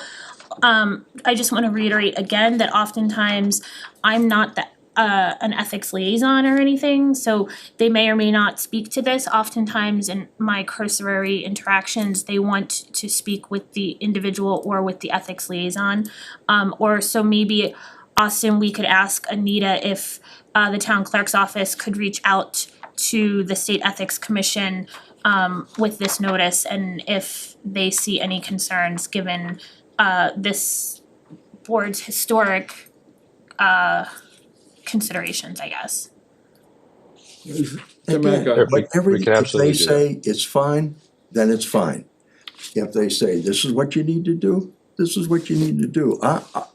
I'm not trying to push a position either way. I am trying to define what is legal here, based on what I've read, that's all. I think, So I mean, I understand, Harry, where your concerns come from, and I think that in this instance, this board especially has been very transparent as to what they're voting on and where their any perceived conflict could come from. And I think this might be one of those weeds that we might be stuck in a little bit. But Austin, if you don't mind asking the town clerk's office if they can reach out to maybe the ethics commission and see what they recommend and maybe even reference this advisory, I'm not sure. I don't know if there's an updated advisory, because I do believe this is a few years old, so I'm not 100% sure. Sure, yeah, we can work with Anita to The get one something warrant written that for comes the through board. here that is strictly for payroll, or is there more than one? There's two warrants separate that come ones. There's through, right? one just for payroll and there's one for the warrant, the expenditures, the bills that are being paid. So if I don't sign both payroll warrants, I'm, No, it's only the payroll. The other expenses doesn't have anything to do with payroll, right? So that's Well, the yeah, one that's that's what I not, just said. that's not an issue. that's what I'm saying. If I don't sign the payroll warrant, then, you know, Are you comfortable asking if the state ethics commission can provide some insight rather than us adding to our town legal fees? If we can get a legal opinion from the state, we don't have to go through our own legal. What I just want is clarification. The only word that comes up for me is signing the warrant. That has my John Henry on it. I can vote, on this record, but I'm putting my John Henry down there. And I just want clarity on that, that's all. And Well, I think too, we have to clarify, the warrant is different than the payroll. Right. Right. Right, it's payroll, Correct. not the warrant. Correct, Although we do say treasury warrant payroll and on our stuff here. We say treasury warrant and payroll. Okay. Okay, Again, I know it's wicked late and we won't, Austin, can I ask you one question? My wife is on a revolving fund. Does that technically count? Is that still being, she's not on the budget. So is that the same thing? No, but it's still processed through the payroll. Okay, yep. and I think for transparent, I mean, I think Oh, you yeah, and I yeah, talked about it whatever you for guys decide, I transparency, just, but- right. there hasn't been a complaint or not. No, there's nothing there, it's To just, me, even if you sign it, it's not your ethical issue, it would be mine. So it seems like I don't know, you're creating a problem that's not there, but whatever. if it's designated payroll, I won't Yeah, sign put it on if you could put it on the Period. we sign. Yeah, so got it, if we can designate signature lines on payroll and then also on those signature lines, excluding for Tom's excluding Safe Place and for Paul excluding cable. And that way we sign on our names line and also hopefully the town clerk's office can get some clarification. So Thank you. just to be clear, you would like the modification to the payroll warrant, just to be explicit, excluding Safe Place wages and cable wages for Paul and Tom? If Please. it's, yeah, I think so, if it's not a significant increase in workload, I think that that's just an additional layer of transparency.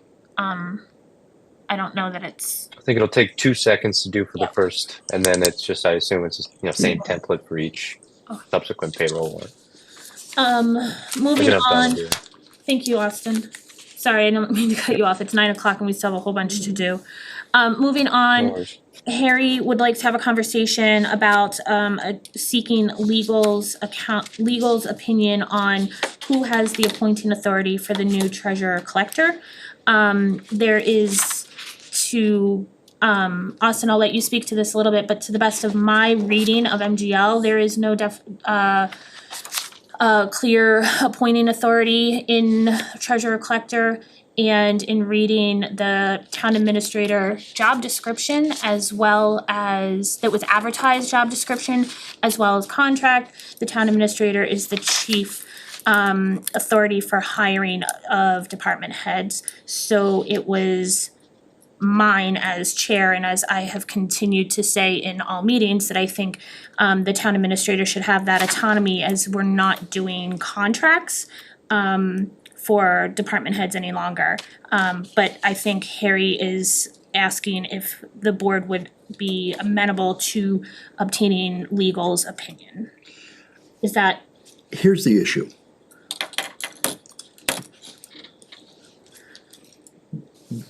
There is a conflict in what the contract says, what the duties say, what the duties on the website say. Some of the contract specifies that he has hiring authority. Another portion of the contract doesn't specify that he has hiring authority.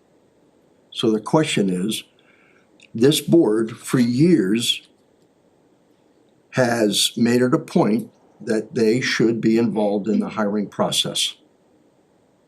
The board is not involved in the hiring process. So if we were and we're not, and there is no specificity to it, or the specificity is conflicting, what I want to know is, from legal, if that's the only place, what is the authority?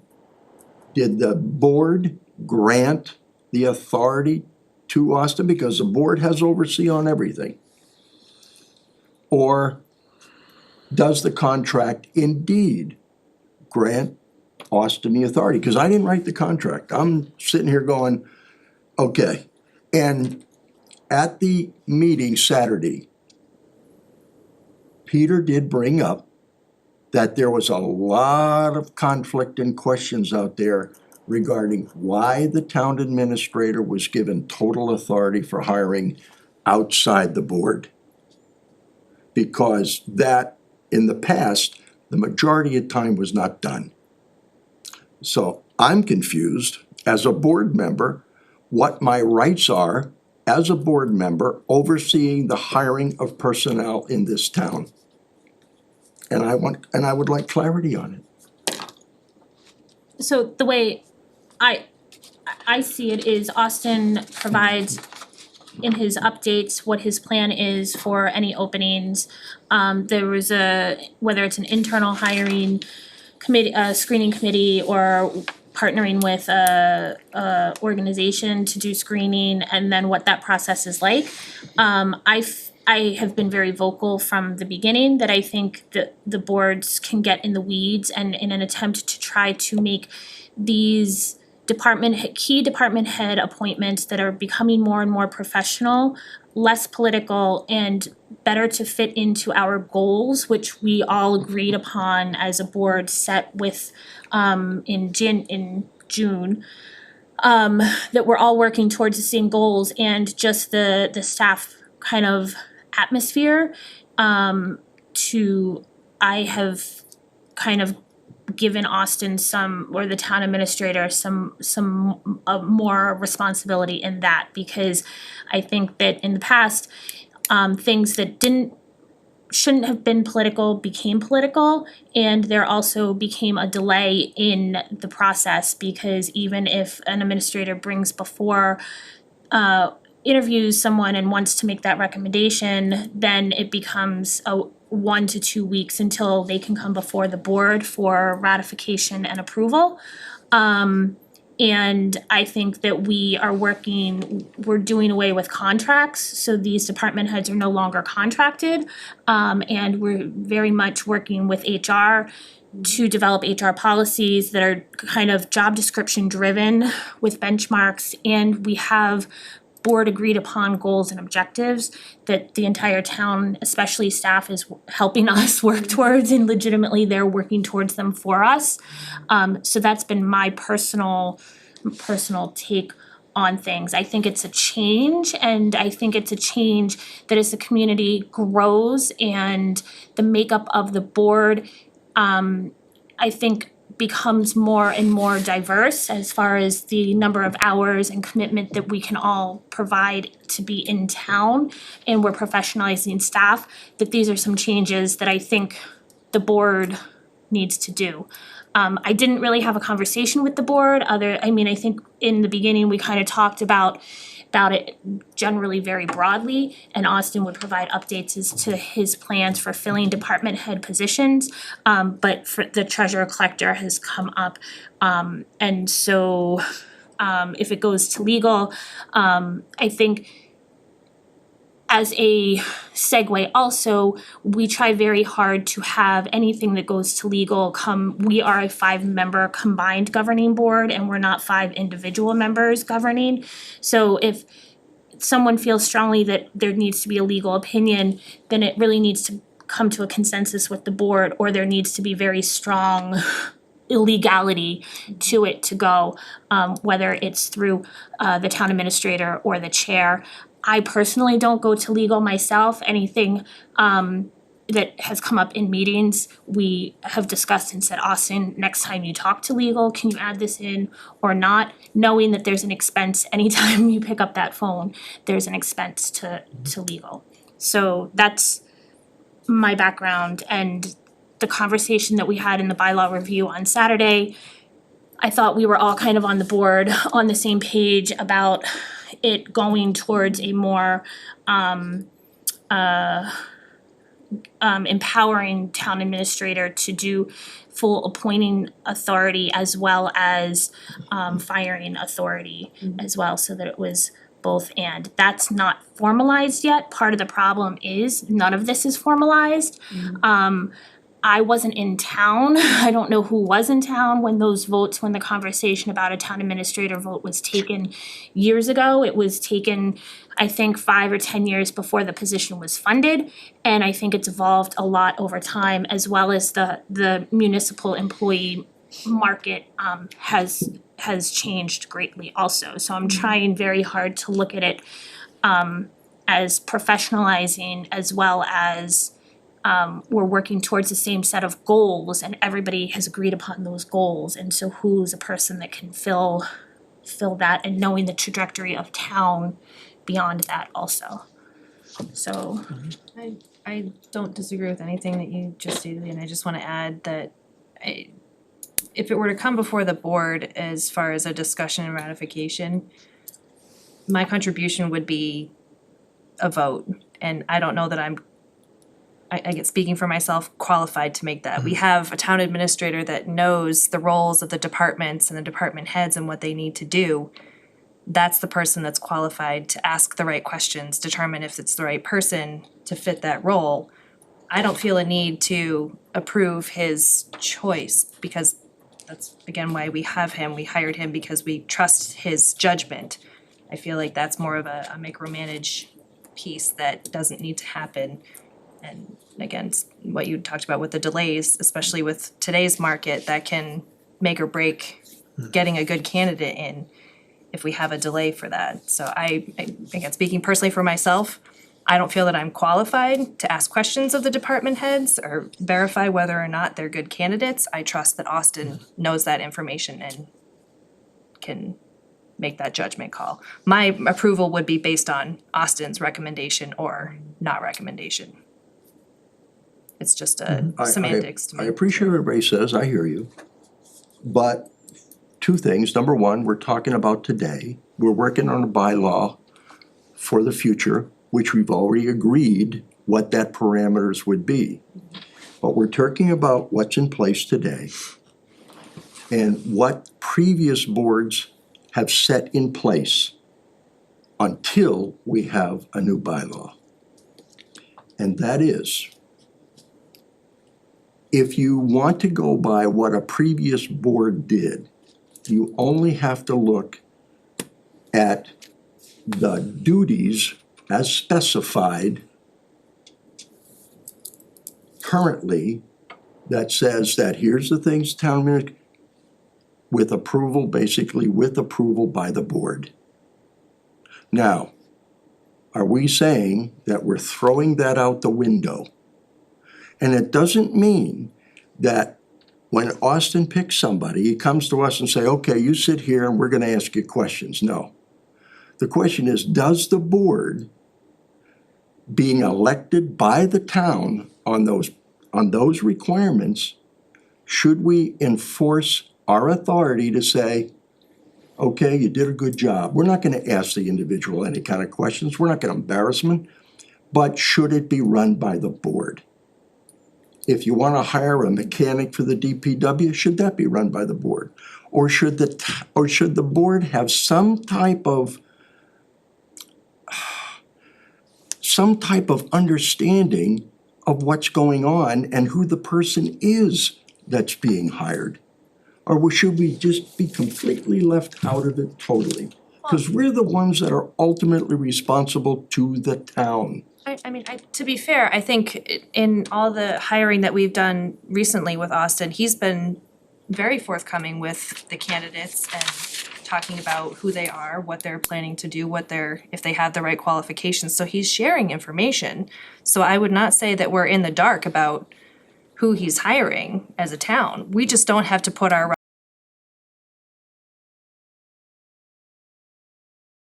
necessarily offer the salary, but there is interest in town because they see the work environment, they see the people, they know the town. There's a lot of draws, but beyond just the salary, but the more kind of obstacles that we put in place, the more challenges we put to ourselves. I'm not sure I understand where this is going. First off, I think Austin has made wonderful choices in the people he's done. That's not what we're discussing here. What the discussion is, does the board have the right to be the last say on somebody being hired? And I think, quite frankly, And it has nothing to do with, well, we might lose them or that. We're talking about procedure. And if the board wants to change previous procedure, then the board needs to step up and vote and say, this is what we're gonna do now. We don't want our hand in this anymore. but I don't We think need to tell the town that. I don't think there has been a defined, outlined, written, hard and fast procedure. It's been very much at the whims of the boards. And It's on the website. I can read it to you. By the authority of the board. So if we wanna change that, because that's been there for a very long time. That's not something that was invented this year. And I'm saying if the board wants to change that, then the board change it. Tell the town that we don't want that authority anymore. That's what I'm saying. Because I don't wanna be in this gray area anymore. I don't wanna be, well, this is what it could be, this is what it is. I want definite. so I see that the town administrator serves as the chief procurement officer, personnel director, and chief financial officer / budget director. He or she is appointing authority for employees under the board's jurisdiction, with the exception of fire department personnel, and is the appointing authority for department heads, with the exception of the fire chief, and subject to confirmation by the select board. Absolutely. So if we wanna change that, I'm only one member of the board. The board can decide to change it. And we're Madam gonna Chair? change it in this, but right now, Austin, go ahead. I respectfully, I'm not sure most people consider a website a binding policy document. I think that's why we're talking about bylaws. And I just did some research. The job description, and I'll read verbatim, that has not changed since 2016 when a study to draft this job description was put in place when Margaret was here, was reinforced in 2019, which is the current job description upon which was advertised and that I'm operating under. The very first thing under the essential functions, and I'll read it verbatim, says responsible for overseeing the daily operation of town operations, including financial and personnel functions in compliance with local, state, and federal laws and regulations. Serves as appointment authority for all town employees under the jurisdiction of the Board of Selectmen. Furthermore, there's another that says serves as the town's personnel officer, overseeing and participating in all personnel matters, including but not limiting to advertising, screening, developing job descriptions, recruitment and hiring, administration of benefits, maintenance of employee personnel files, and disciplinary matters. Now, this is in the job description, but again, that was established in 2016. and that was the I job believe, the authority. description, and that was the job description approved by the previous board. Absolutely. So I'm not arguing that. I'm saying there's a conflict here that the board needs to clear up. Are we going to say? Well, yeah, if I could just finish, Madam Chair, I think candidly, this job description has been in place through all of your town administrators, permanent, interim, acting, whatever you want to call them. this job description has been in place. We can refer to a website, we can refer to past practice, which again, hasn't even been consistent. We talk about previous appointments from Exactly. previous town administrators. It may or may not have been in compliance with the website, with this job description. There's been nothing that's been in place.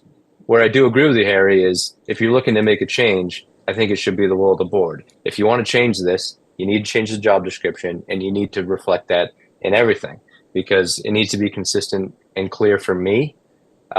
Because I just mentioned to you in my update, we're closing out some of the processes in hiring, and I need to know if you're involved in this or if this board would like to be involved in this process.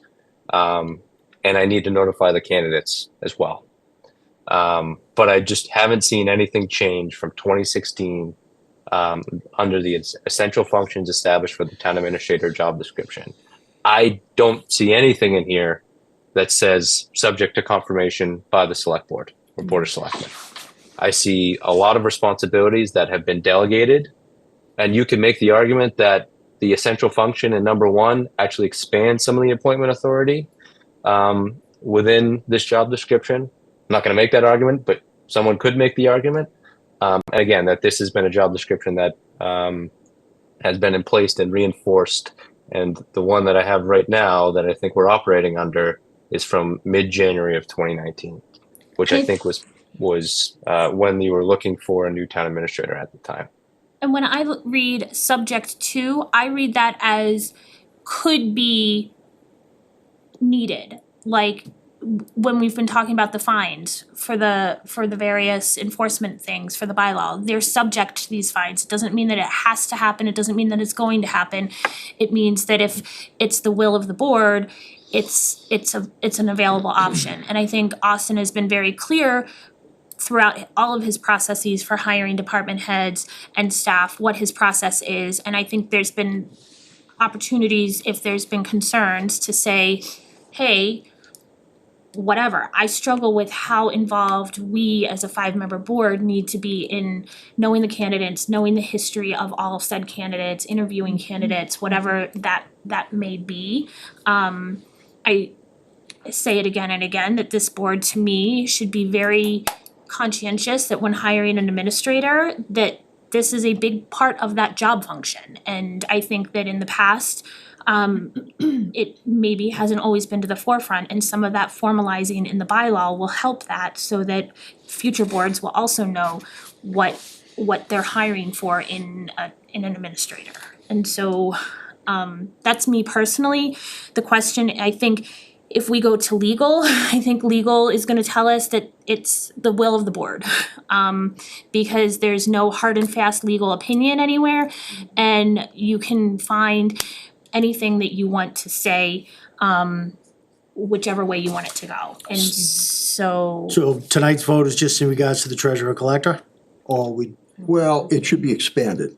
It would, to just say treasurer collector wouldn't be fair to Austin either. Right, okay. So it should be expanded to anything, and I disagree with you on subject to approval by the board. It is subject. That doesn't mean it's at the whim, or can be anything. So my interpretation of subject to the board means you have to have the board's approval on that.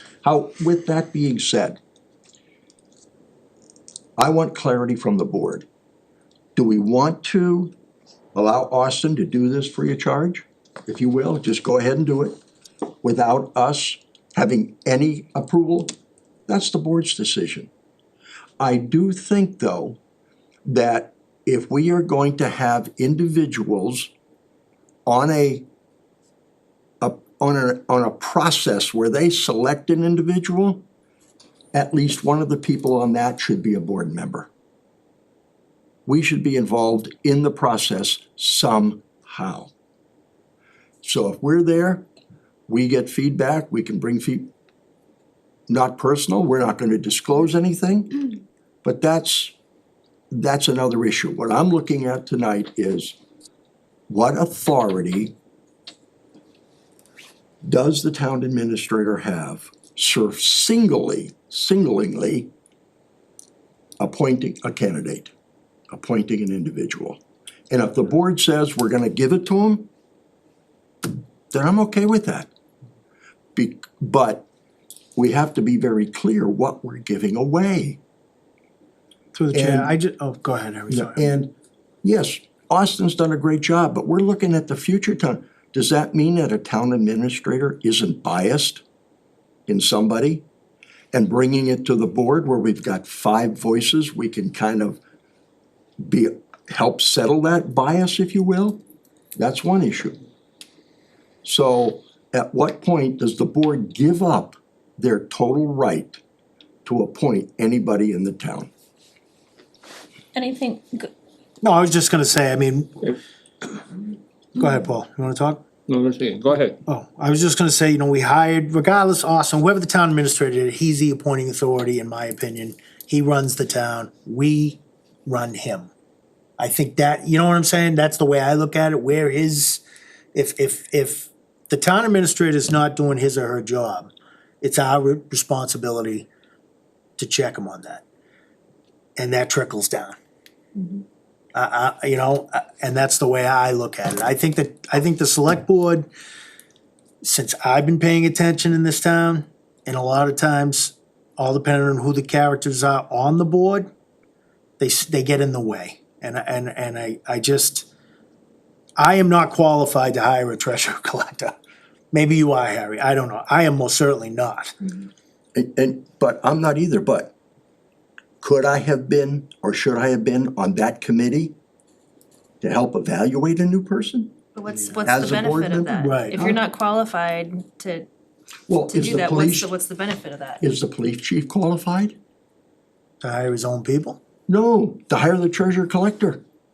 the police. He's not the town Police chief's administrator. not the town- No, but he's on the committee to select the But they're treasurer. department heads that deal very closely with the treasurer collectors and So I guess I'm looking at, we're the ultimate responsibility in the town. Now, we don't accept all that all the time, but we are. So, again, if you feel, if Jen feels, if you feel that this is the way the board should go,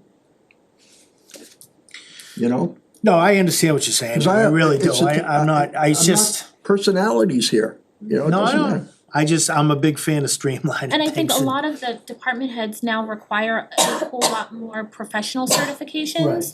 So it's not, Yeah. you know, somebody that has no background or no experience or no professional certifications. There's a lot that is required of these individuals. And I can say, there was recently an incident that some board commission members were involved in the screening process, and the information of those candidates became public in meetings before it should have become public. And I don't think it was intentional, but it happened. And I think having a more closed, less access especially in the screening process, is imperative to these candidates who maybe aren't ready to leave their current position, and then suddenly it somehow gets leaked, whether it's by accident in an open meeting or just by word of mouth through town, that, you know, oh, do you know this person or do you know that person or whatever,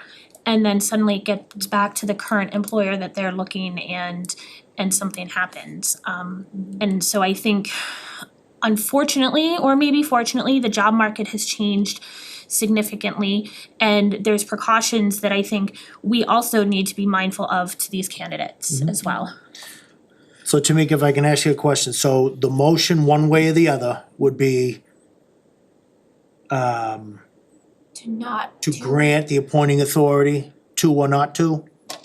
the specific topic that was whether or not the board agreed with getting a legal opinion Okay. as to who the appointing authority was. Okay. So I think it would be, and Austin can correct me if I'm wrong, I think for this instance on the agenda item, it would be either approving or denying the request for a legal opinion. Okay. And then I might recommend maybe, I don't know Going if forward with the other? yeah, Austin can advise if you guys can make a motion, a secondary motion as well, or if that has to be an agenda item at another time, that I don't know. Probably should be an agenda item, right, so people know. Well, I would think so, but I don't know what impact that would have on the where they're at in the process right now with the treasurer collector. Sorry, Austin, did you hear the question as far as can we do the specific as far as the seeking legal opinion for the treasurer collector appointment? And then since the conversation has expanded, is it better transparency to save the larger motion for the appointment authority to a next meeting, or can we add that now?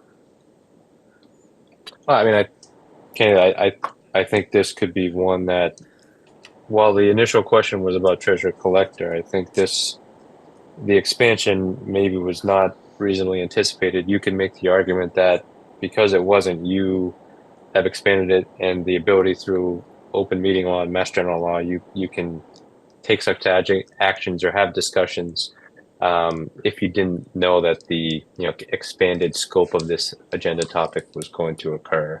I think while the agenda does explicitly state request legal opinion, the rest of it just says, appointing authority. It does say specifically treasurer collector, but again, you've expanded it.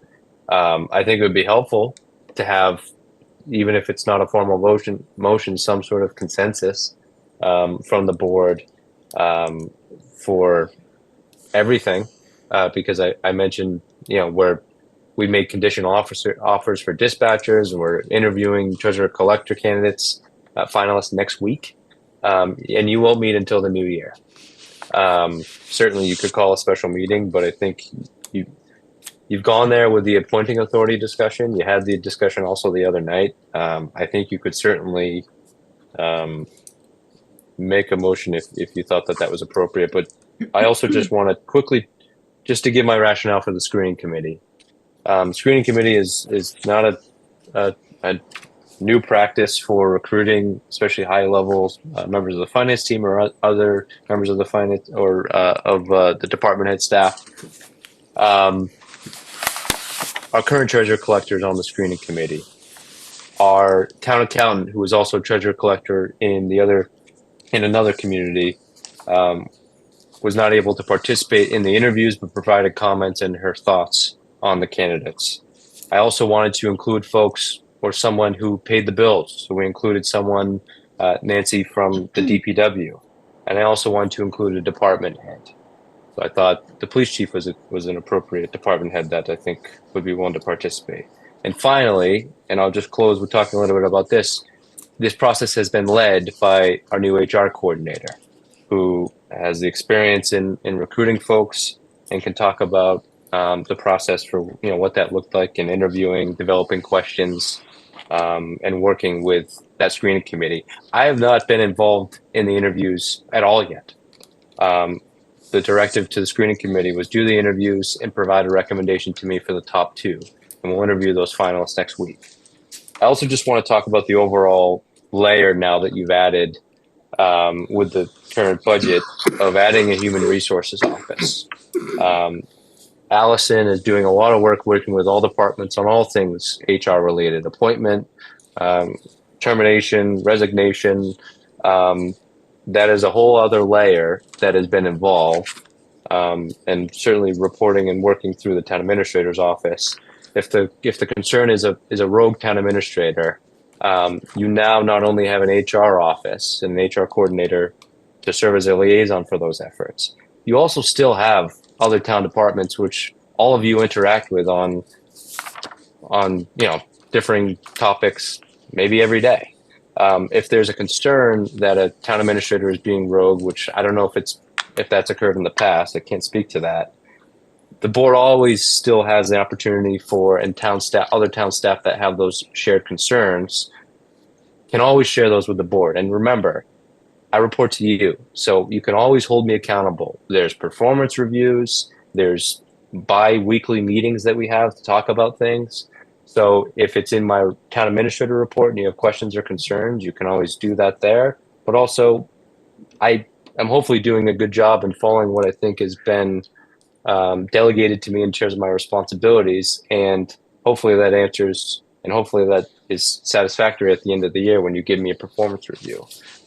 So ideally, that's a comprehensive performance review that talks about the appointments that I made, accomplishments or shortfalls of the organization.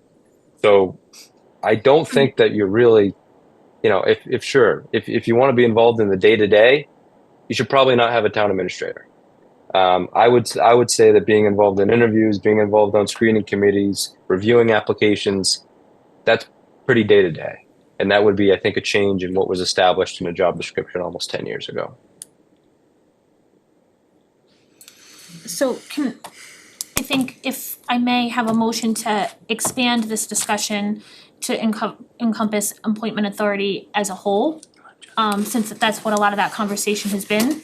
And then we can have a motion on the legal opinion specifically for the treasurer collector, and then a motion on the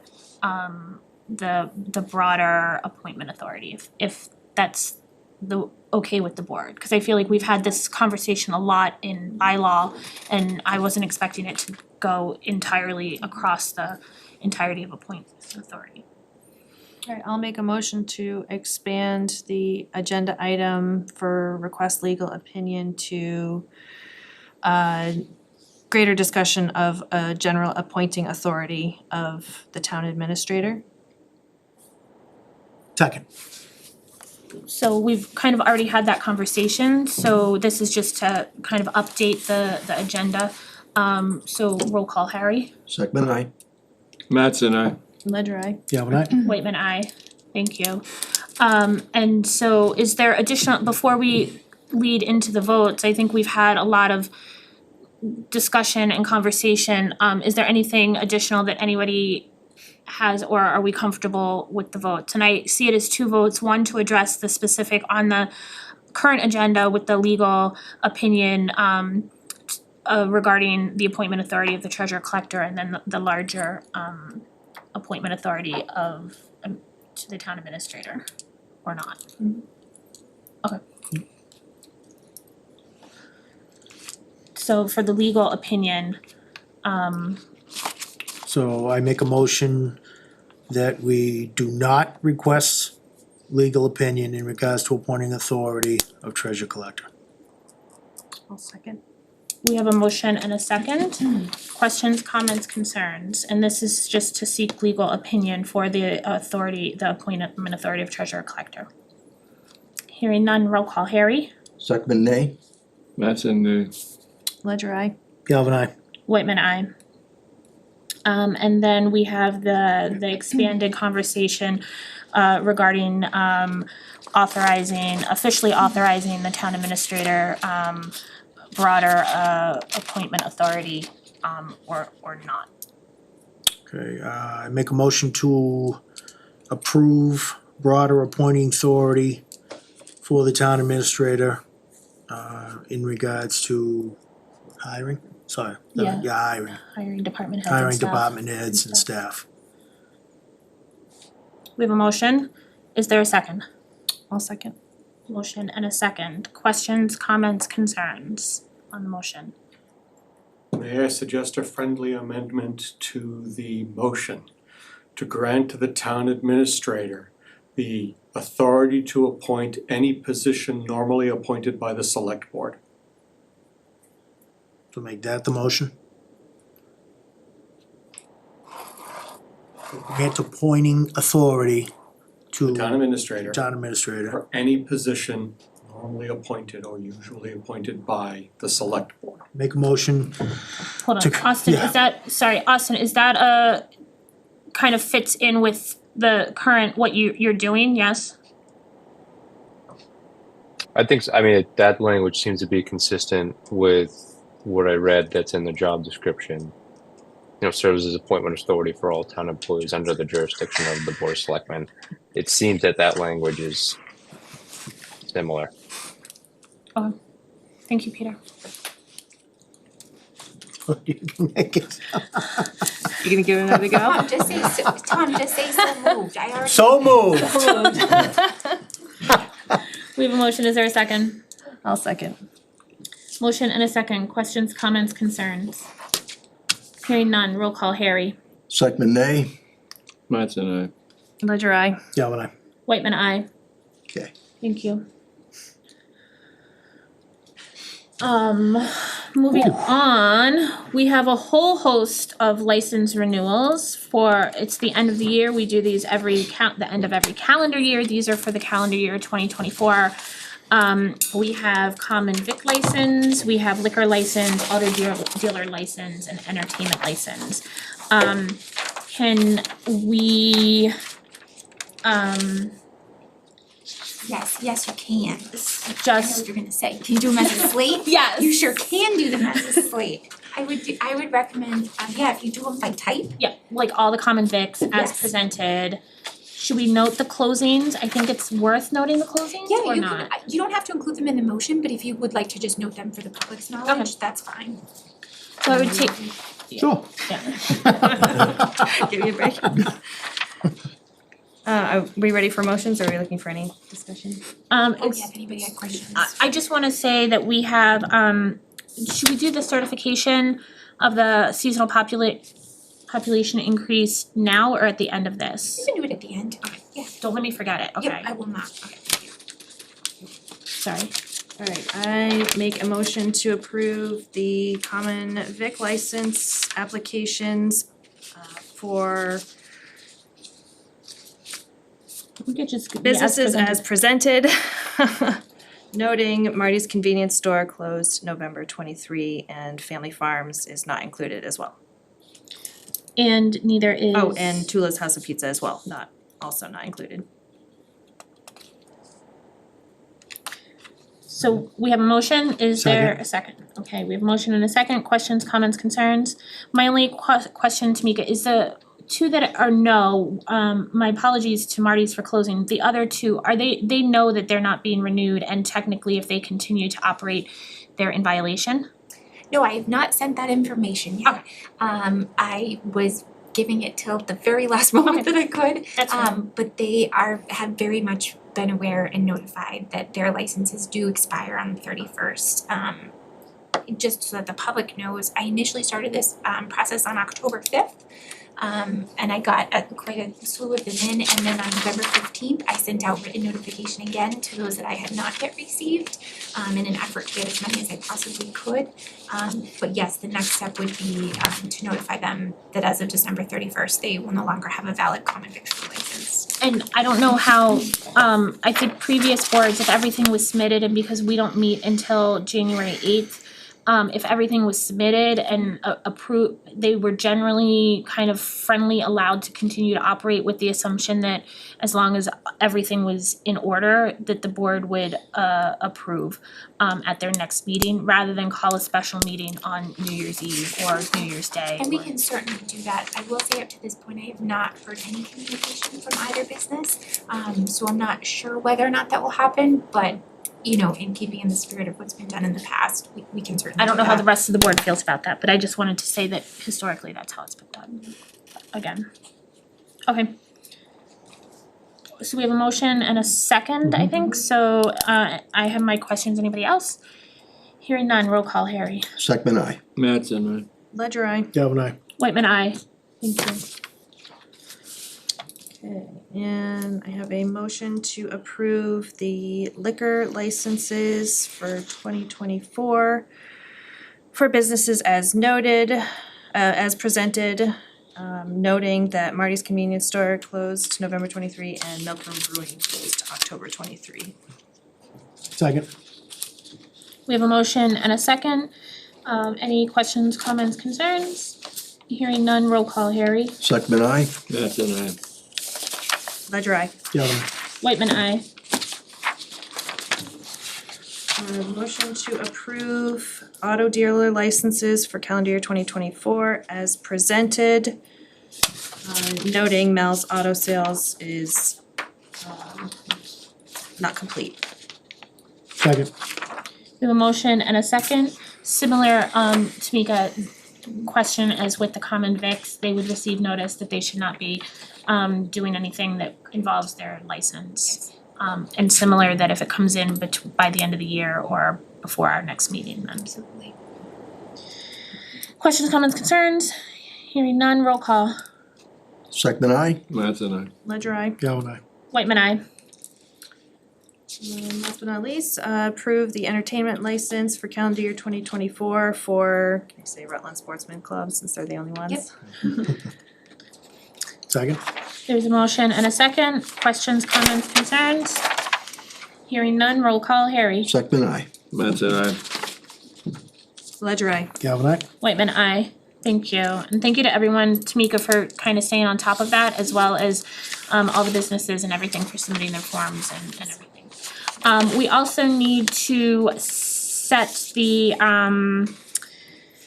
2024 seasonal population increase estimation form for the ABCC, the Alcoholic Beverages Control Commission. And this is just to say that at today's meeting, we, the town of Rutland, declare that as of July 10th, 2024, we estimate that the population will be 9,720 people. And those are numbers right from town clerk or assessor. Yep, we got it from the town clerk's office and they used building permits that have been pulled plus pending building permits to try to estimate that number. And the ABCC uses that number to help determine our annual quota each year for how many types of licenses you can have for, I guess I was repetitive there, but wine and malt or all beverages or things like that. So I would just need a motion for the board to sign that form as well as the ABCC license renewal form. And the license renewal form just shows that there are two licenses who are no longer being utilized, which is Marty's Convenience Store and Milk Room. And there's no additional or newly approved licenses. So that helps them determine the numbers. So a motion to approve the seasonal population increase estimation form and the renewal recertification form. Make a motion to approve 2024 seasonal population increase estimation form and the renewal certification form 2024. We have a motion and a second. Questions, comments, concerns? Oh, I'm sorry, I missed who seconded. Oh, sorry. We have a motion. Second. Oh, thank you. I think maybe I just She heard your coughed, she cough. didn't second. Like, That sorry, counted. Jen. It was a cough in the affirmative. Sorry, guys. Motion and a second. Questions, comments, concerns? Hearing none. Roll call, Harry. Second, aye. Mattson, aye. Ledger I. Galvin aye? Whitman, aye. And again, my kind of sadness about the closures of businesses in town. Yes. Moving on, we have, sorry guys, the updated or the continued conversation about the EV, electric vehicle charging stations. A couple meetings ago, we had conversation about installing some at Town Hall, the library, and the lot on Maple Ave between, the municipal lot on Maple Ave between the pharmacy and the post office. And I think we kind of took that one off because of the cost. Yes, and I was also just gonna add, we got notification the other day that we received the grant approval for the annex in the library, but not for the Maple Ave. Okay. So that kind of solidified that as well.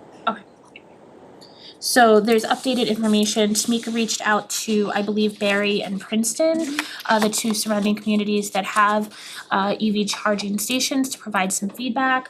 It's in our packet. I think Princeton said that they don't actually own them, that it's the Mass Audubon, so they were unable to provide much insight. Barry, I think, said that they do own them. They currently, their select board and town administration decided not to charge residents or charge individuals for the electricity costs, and I forget what they said that their estimated annual use was. It was not anything significant, I don't think, as far as a dollar amount. But that they also, on average, the EV station uses 673 kilowatt hours of electricity per month. The select board and prior town administrator made a decision not to charge for the services. And they estimate that on average, they see approximately 40 vehicles use it per month. And like I said, Princeton was unable to provide that information. We did get a little bit of a better schematic of where the locations would be at the annex. It looks like it's kind of along the backside between the annex parking lot and the back police station parking lot. Along that kind of berm, tree line, whatever. Where the dumpster used to be, is that what you? No, so it's like as if you were parking and looking directly at the public safety building, and you have kind of like the curb in front of you now. Yes, I'm sorry, for some reason I was thinking the dumpster was in a different location, exactly. Where it yes. used to be? Where the dumpster used to be, Okay. I'm sorry, yes, That that's back exactly door, where it yeah. is, yeah. And then for the library, it would be in these spots right here at the end of the walkway, those 4 spots in that area. And I assume that that's based on where electricity is currently and that it would ease of running the connection. Yes, that's what they had determined when they met on site with the former DPW director. And then we also confirmed that there are 24 registered EVs here in town. Cause that was another question the board had. Do we know where Barry has theirs located? Austin might know that. I don't know specifically Just curious. where in Barry they have them located. Austin, do you know, is Barry's in the center? I feel like it is, but I don't know for sure. I can't quite remember. I could pull it up, but I can say it is fairly popular for municipalities that are installing these charging stations to, to put them at a library or municipal complex. You think about the library, for example, while they're charging, they can, go into the library and utilize the services there. And I do wonder if I don't know if many out-of-towners will come into town hall and offer to pay another Rutland residents tax bills, but certainly would appreciate their generosity if they did that. And also, through the chair, the annex, it's the same discussion we had with the veterans plate. You're taking up a spot we don't have. Yeah. So I think personally, if anything, I'd be comfortable with the library. But the annex, we're losing another spot for 24 cars. Same conversation, right? Right, same exact conversation. For only 20 cars, we're tying up a whole spot. Right, makes no sense. And just as a Well, just remember too that just because we have 24 locally registered cars, I mean this especially The pool and stuff, yeah. when advertised, I mean you would have members of the non-residents that would utilize this as well. There's a lot of folks that do pass through Rutland, and this may make it a little bit more of a destination for those with EVs to stop in town and stop at a restaurant, utilize some of the other services that we have. So Barry, if I were in Barry, I probably would change that principle of charging, because this does cost the community operationally. So I think there should be some sort of a fee. And obviously, that discussion doesn't need to happen tonight. But there's costs associated operationally with electricity, things like that. So at least you should cover your costs.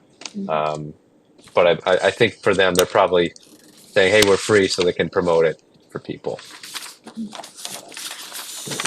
So the total cost is $37.59. That's for the one at the annex, That's after the grant. after the grant, right? 3,759, And then $5,800 after the grant at the library. I believe that's for 2. That's for 2 at the library? Double check, cause I don't wanna give Okay, hold misinformation, on. but I did provide So- the initial letter. Yeah, the says grant one. that states it says for 3 ports at 280 Main Street. Yeah. So we received a grant for 280 Main Street, $24,000, just under $25,000. And this states 3 ports. I think we'd have to just look at the proposal. I can Yep.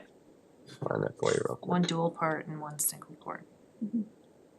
Yep. Yeah, it says 1 unit on this proposal here. but I think the units. Yeah, so I think one unit is 2 ports. I think that's how that works. Yep. If you think about that, kind of the 2 charging cables that's available. Okay. Yeah. Yep. And I believe these are level 2 chargers. I mean, we're a green community and this is the future. I mean, eventually, I don't know that any of us will ever live to see electric cars all the time, but Right. it's definitely the direction everyone's going. I think we should at the very least, do something to show that we're on board with. How long, I feel like we asked this question last time, but how long is this good for? The grant money? When do we need to have a decision by? I'm trying to remember, when I spoke to Chris Collins with BCI, they needed to know this sooner rather than later, which is why we have got it before the board now, before the end of the year. I don't know a specific date off the top of my head though. You're asking because, Jen? I'm asking because I agree with Tom's sentiment, but I still struggle with providing any funds for, without having been through the budget process yet, seeing where we're at, what do we still need, you're proposing a ladder truck for, that's not anything cheap, so I realize, $5,800 is kind of a drop in the bucket, but it's $5,800 that to this town for some expenses can be a big deal. So that's my only hesitation, Yeah, and we know even if an extra 10 or 15 cars stop by initially, we're still talking 30 cars a year, 35 maybe. Right. And trying to recover $5,800 from that expense. What was your idea of charging? I mean, what do you think, maybe a couple of $100 a year we make off this thing? It's funny you mentioned that. I don't know why, I was watching another community's discussion and it changes every year because the electricity, obviously rates often change every year. So there's, similar to your other rates, we'd have to do kind of a rate assessment every year to make sure we're covering costs, or, if charging a little bit more, making some money off of it. But yeah, I think generally I think on the high end, I think there was a community that was making maybe $1,000 per port, with some modest fees, but they had increased usage from folks. So, but it's not going to be substantial income. Again, I think it's one of those, we're doing it because we're a green community, it's the way it's a commitment to the environment, to the future, and also to our residents, because we know that there's 24 licensed in town right now, and there's probably going to be more in the coming years. And also, if people are coming in through out of town and having dinner or picking up food from Baked or the Marketplace or Dunks or anything like that, that we do get that meals tax, so it's not significant, but it is something also. All that I think is nice. I think bottom line is we're doing it as a convenience for people. We are, if there's 20 people in town and we got nearly 10,000, we are spending money for about 0.2% of the population. Well, and my other flip side of my question is, is there any maintenance that goes, what happens if one breaks down? Who's on the hook for the costs for repairs? I'm assuming that's all town, right? Yes. Once it's installed. So it's not just the cost of operating, it's all the maintenance that goes along. And I have no idea what expenses look like for repairing electric meters. But again, I think it's, a symbolic thing. If we do it, it's a symbolic gesture, because the only people that make money off this are the people that make the machine and the people that install the machine. Yep. Nobody else makes any money, so, not yet anyways. And it's nice that we're getting how much are they giving us back on this thing? It costs 38, and it's only costing us 5, so they're putting up a lot of money chunk. for it. Huh? A good chunk. A good chunk, but I mean, 1 is the maximum. And the question where we put it, and I don't think people that are going to come by and charge might stop by and get a cup of coffee, but I don't think for half an hour, if they are going somewhere and they need to charge the vehicle, it's gonna be a lot of money for the town, either way. So we're just doing this as a convenience. Now, does this have to pass the town? No. It doesn't. You mean like a town meeting? Yeah, No. doesn't have to pass a town meeting. And the reason is? The board accepts grants. The select. But we board. still No, have we still town have to pay out contribution. money for this. It's not just a grant, but we're gonna pay out Depends where the 50. money comes from. Because So- for example, you could use ARPA funds and that would not require a town meeting vote. But if we use, The recommendation would be to use ARPA funds for this. It's a one-time cost, and using a one-time cost for the acquisition and installation. yes, I Kind have of a what hard ARPA time, is for, kind of one-time costs. I have a hard time with that because we're doing something for a few people where the town is gonna be paying for it, then I felt like it should go through the town and say, do you wanna put an EV station in town? But I think a lot The of townspeople should be allowed to vote on it. I think a lot of things have been that way. I mean, there's been a lot of work done to buildings that don't necessarily have access or benefit to the entirety of the town population. And it's, you know, we've spent significant money on water and ARPA money on water and sewer, and that benefits all of town because all of town's not on the hook, but not all of town are water and sewer users. So I think that there is a little bit of a precedence in it. I don't know, I have a hard time with that one. I also have to go back to, we've Put an got, off-on switch on the timer so that when 4 o'clock comes, it shuts off.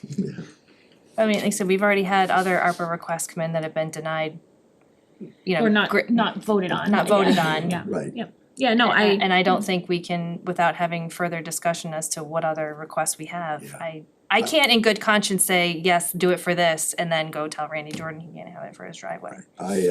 So we don't know what the deadline is. They just say we need you to make a decision now. No, I imagine there was a specific date, and I apologize, I don't know it off the top of my head.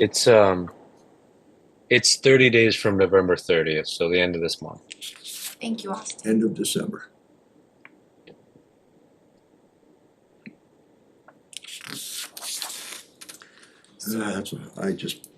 We would just kindly appreciate if the board just gives us an answer one way or the other, just so that we can respectfully get back to them, you know, just for their efforts and time that they put into it. We just don't wanna leave them hanging, that's the only thing.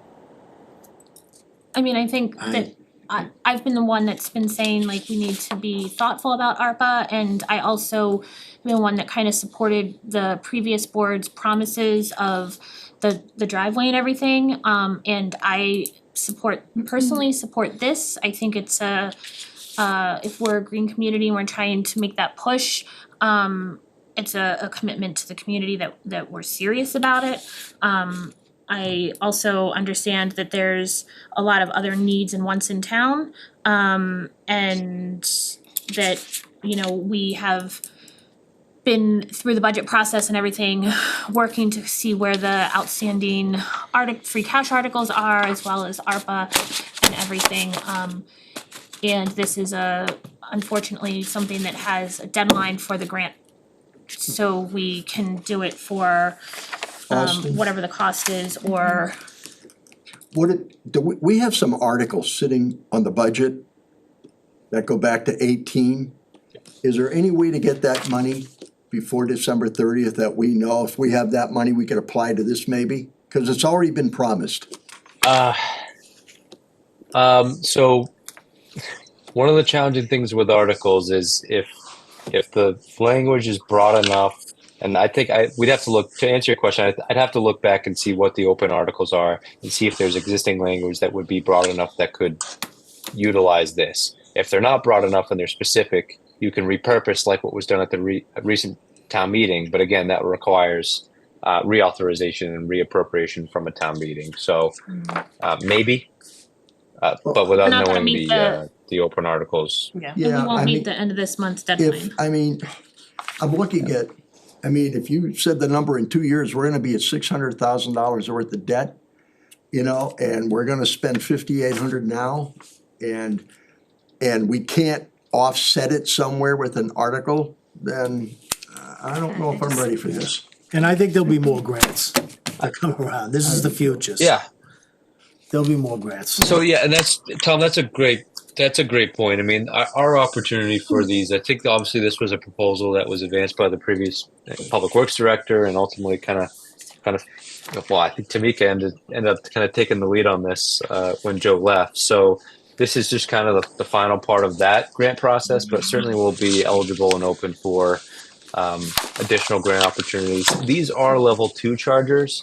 I can say I had a recent conversation with a similar company, not this particular company, that the state is actually pushing more resources now for level 3. So if it were an interest of the board to do some sort of chargers, you know, maybe we could go and look into what possibly a level 3 charger grant would look like. Yeah. They're much stronger chargers. And possibly, you know, maybe our total share would be lower, if not, you know, none at all. So if you're not interested now, I think there's other opportunities in the future. Doing this pile. And I think, Okay. I mean, I think also that maybe looking at other locations, I personally was a fan of the municipal lot one, because it was more centrally located and wasn't taking a hot commodity spot from the annex town hall parking lot. I don't know, Austin, if the schools become green communities, and how the lease agreements are worded, if there's the opportunities to put them at the schools or, anywhere else as well, or in. So, yeah, I think we should certainly look at those. I mean, especially I think some of the municipal fleet opportunities, there's actually a lot of incentives for municipalities to convert their existing fleet, some of them to hybrid or EV. So these chargers would not only be used by the public, I think they would also be used by the town or the schools once they start transitioning their fleet. So, and obviously with the school kind of advancing the green communities process, I would imagine that at some point they'll also have some vehicles. So they'll probably also be looking into these kind of opportunities too. I think this is, candidly, I think where it's going to go, just not clairvoyant, but seeing where some of the Department of Energy Resources regulations are going. We talked about stretch code the other day at the bylaw review meeting. There's a new stretch code that there's a pilot for 10 communities that are requiring significant changes to building codes and requiring, houses be solar ready. You have EV chargers installed in your garage, like as a requirement. So I think that's where the state is going overall. So, and that's probably why they're pushing to get municipalities and school districts and residents kind of in that mindset that, this is that, as Tom mentioned, kind of this is that the new normal, if you will, and kind of the wave of where we're going. So do you want a motion that we're not? Do you mind, just to make it a little bit more official, so when they notify them, I can let them know it was a vote of the board? Yeah. Okay. Well, they can sweeten the deal. So motion to what, deny the? To deny or Not move forward right Motion to now? not move forward, Yeah. Make a motion to, at this time, to not move forward with the EV charging stations at all three locations. Second. We have a motion and a second. Any other conversation? Hearing none, Harry, roll call. Second, aye. That's enough. Ledger eye. Galvin aye? Whitman, I with regrets, but I think It'll come. there's opportunities that might be a little bit better planned out. Thank you very much for your discussion. Yeah, and thank you for Really And appreciate thank you that. for the work. Oh, yeah, This is one of those where you feel bad saying, Yeah. knowing No, what the don't work feel that went bad, into it, cause but- I don't wanna speak for Austin, but myself, I always try to come in neutral and just present as much information as I can to help you make your decision. Yeah. It'll you happen, know, eventually, it'll happen. Absolutely, yeah, Yeah, no, and I that's fine. appreciate you reaching out everywhere and everything, so thank you. Next up, we have, we need to select a board member to attend as the town representative to the Wachusett Regional School District fiscal year 2025 budget meeting, which will be held Thursday, February 29th, 2024. I think generally, this might be one of the first years that they've actually invited a select board member to attend. Austin, is that true? I usually attend as municipal rep because I'm the municipal rep, but I think usually it's just been the administrators that and managers that have attended. Yeah, so without having knowledge of kind of prior years, I think that it's a goal of the school committee and especially the administration to involve all levels of local government in their budget process. So I will be attending. They certainly, the invite also includes the town managers and town administrators, but it does seem in the interest of kind of cooperation, they're hoping to also involve members of the board and also the finance committee also will be sending a representative as well. So it might be a new practice, but I think it's just in the interest of making sure that we're all on the same page, hopefully, with this, large budget. So I think And I believe it's just to attend this meeting. on the 29th. Yeah. The subsequent meetings will be strictly school committee. They're certainly public meetings, but I don't think it's this kind of roundtable task force Right. budget meeting that will involve everyone. Right. Anyone from the board can attend, but I think we need to appoint one person as the kind of at the table spokesperson. Usually, the ones that have happened have been in the fall generally, and it's not been as collaborative. It's once the budget has kind of already been established. So I think usually if it's been the representative sitting with the town administrator or whatever, but anybody can attend. So does anybody feel strongly compelled to want to attend? I would love to attend, but I'm gonna be out of country. Vacation? You mentioned it. You can, yeah. Where are you going, Harry? We're going to the Caribbean for 2 weeks. Nice. Oh, lovely. That's awesome. You can zoom in from the beach, Harry. That's right. Thanks, Austin, I appreciate that. Show how dedicated you really are. I'm sure your family would love that, Harry. You do that, you get a parking spot designated to you. In full disclosure, I most likely will attend. I generally attend as much as I can, either on Zoom or in person. And as municipal rep, I haven't yet heard if municipal rep it doesn't involve contract negotiations, so I don't usually have to attend. But if anyone else wants to kind of sit at the table, by all means, you're more than welcome. I mean, if you're planning to be there, I'm happy to have you be the official representative. If nobody else is available, I will certainly go. This would just be my first foray into school budget discussions. I'm not sure that I would have a whole lot to offer as part of the conversation. It would be more a learning experience listening in.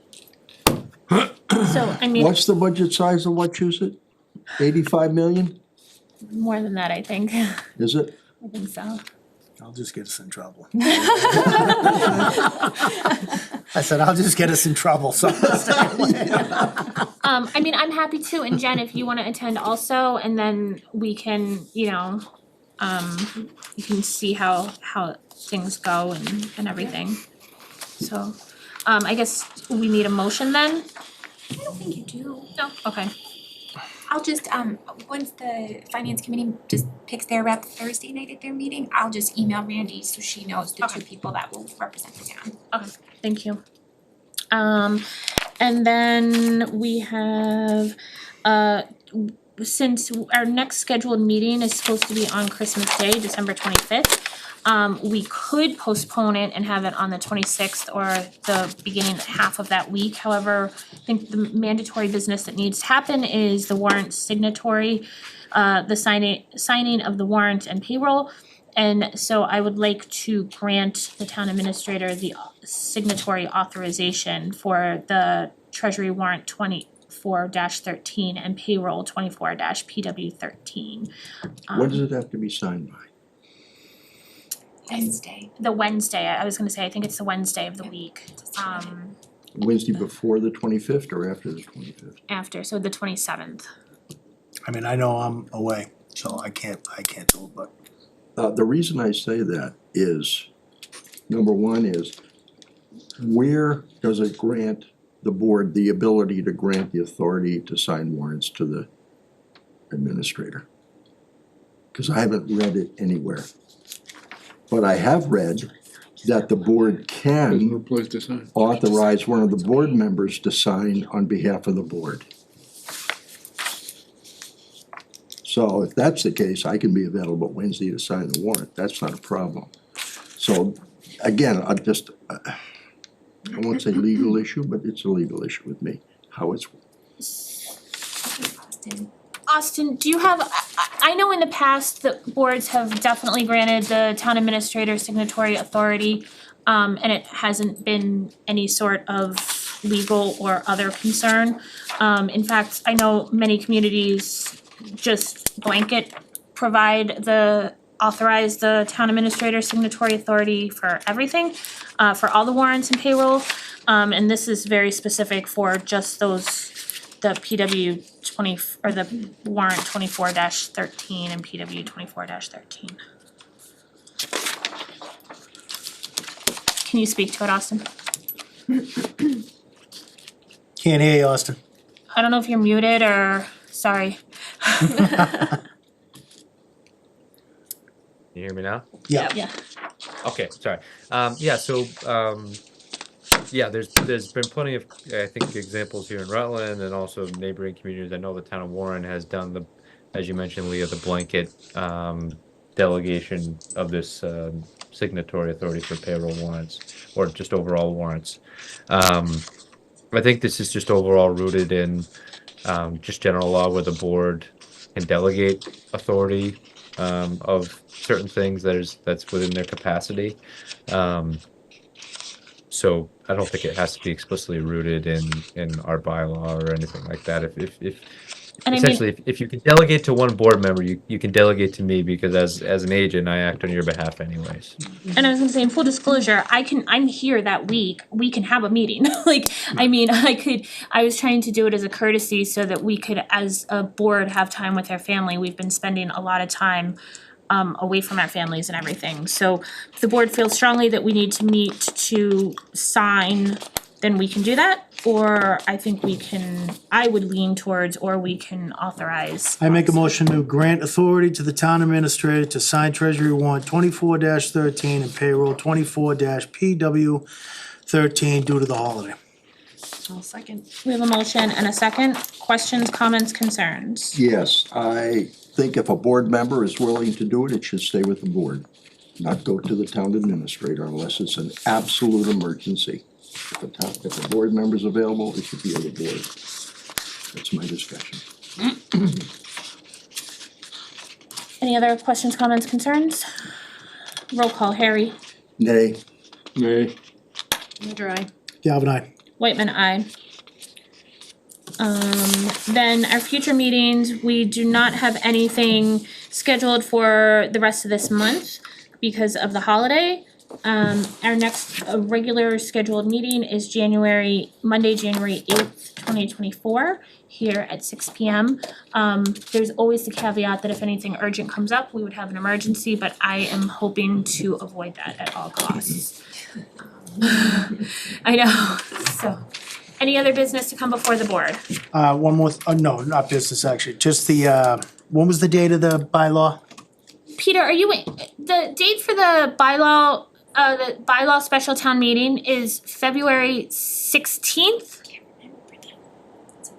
I had it as the 29th, but that's obviously wrong, No, so. we changed it, cause Harry was gonna be in the Caribbean. And then Remember, we changed it. That's right. Peter Thursday did, the 16th. 16th, okay. Thank you, thank you, Peter. That's a Friday? Yes, Friday. Austin? Oh, wait, is it? No, it's, So we're doing I a thought it was Friday instead of a No, Thursday? No, it's a 16th is, Thursday, it should be a it's the Thursday. 15th then. So it's the 15th. okay. Peter, it's the 15th. Peter. If you don't know, we're in trouble. So Thursday, the 15th. Yes, I was like, I knew it was. Here, Yeah, at 6. not in this room, over there. I'm sorry, this Yeah. building. Yeah. Okay. And I think the ad hoc bylaw committee will be doing public information sessions, 6. in January, and I think it's gonna be the Sundays in January. But we'll try to get that information out as soon as it comes up, just so that we can have select board presence as well, cause I think being there to address a lot of the concerns that are potentially going to come up, or concerns that we had within our discussion and everything, so. Any other business?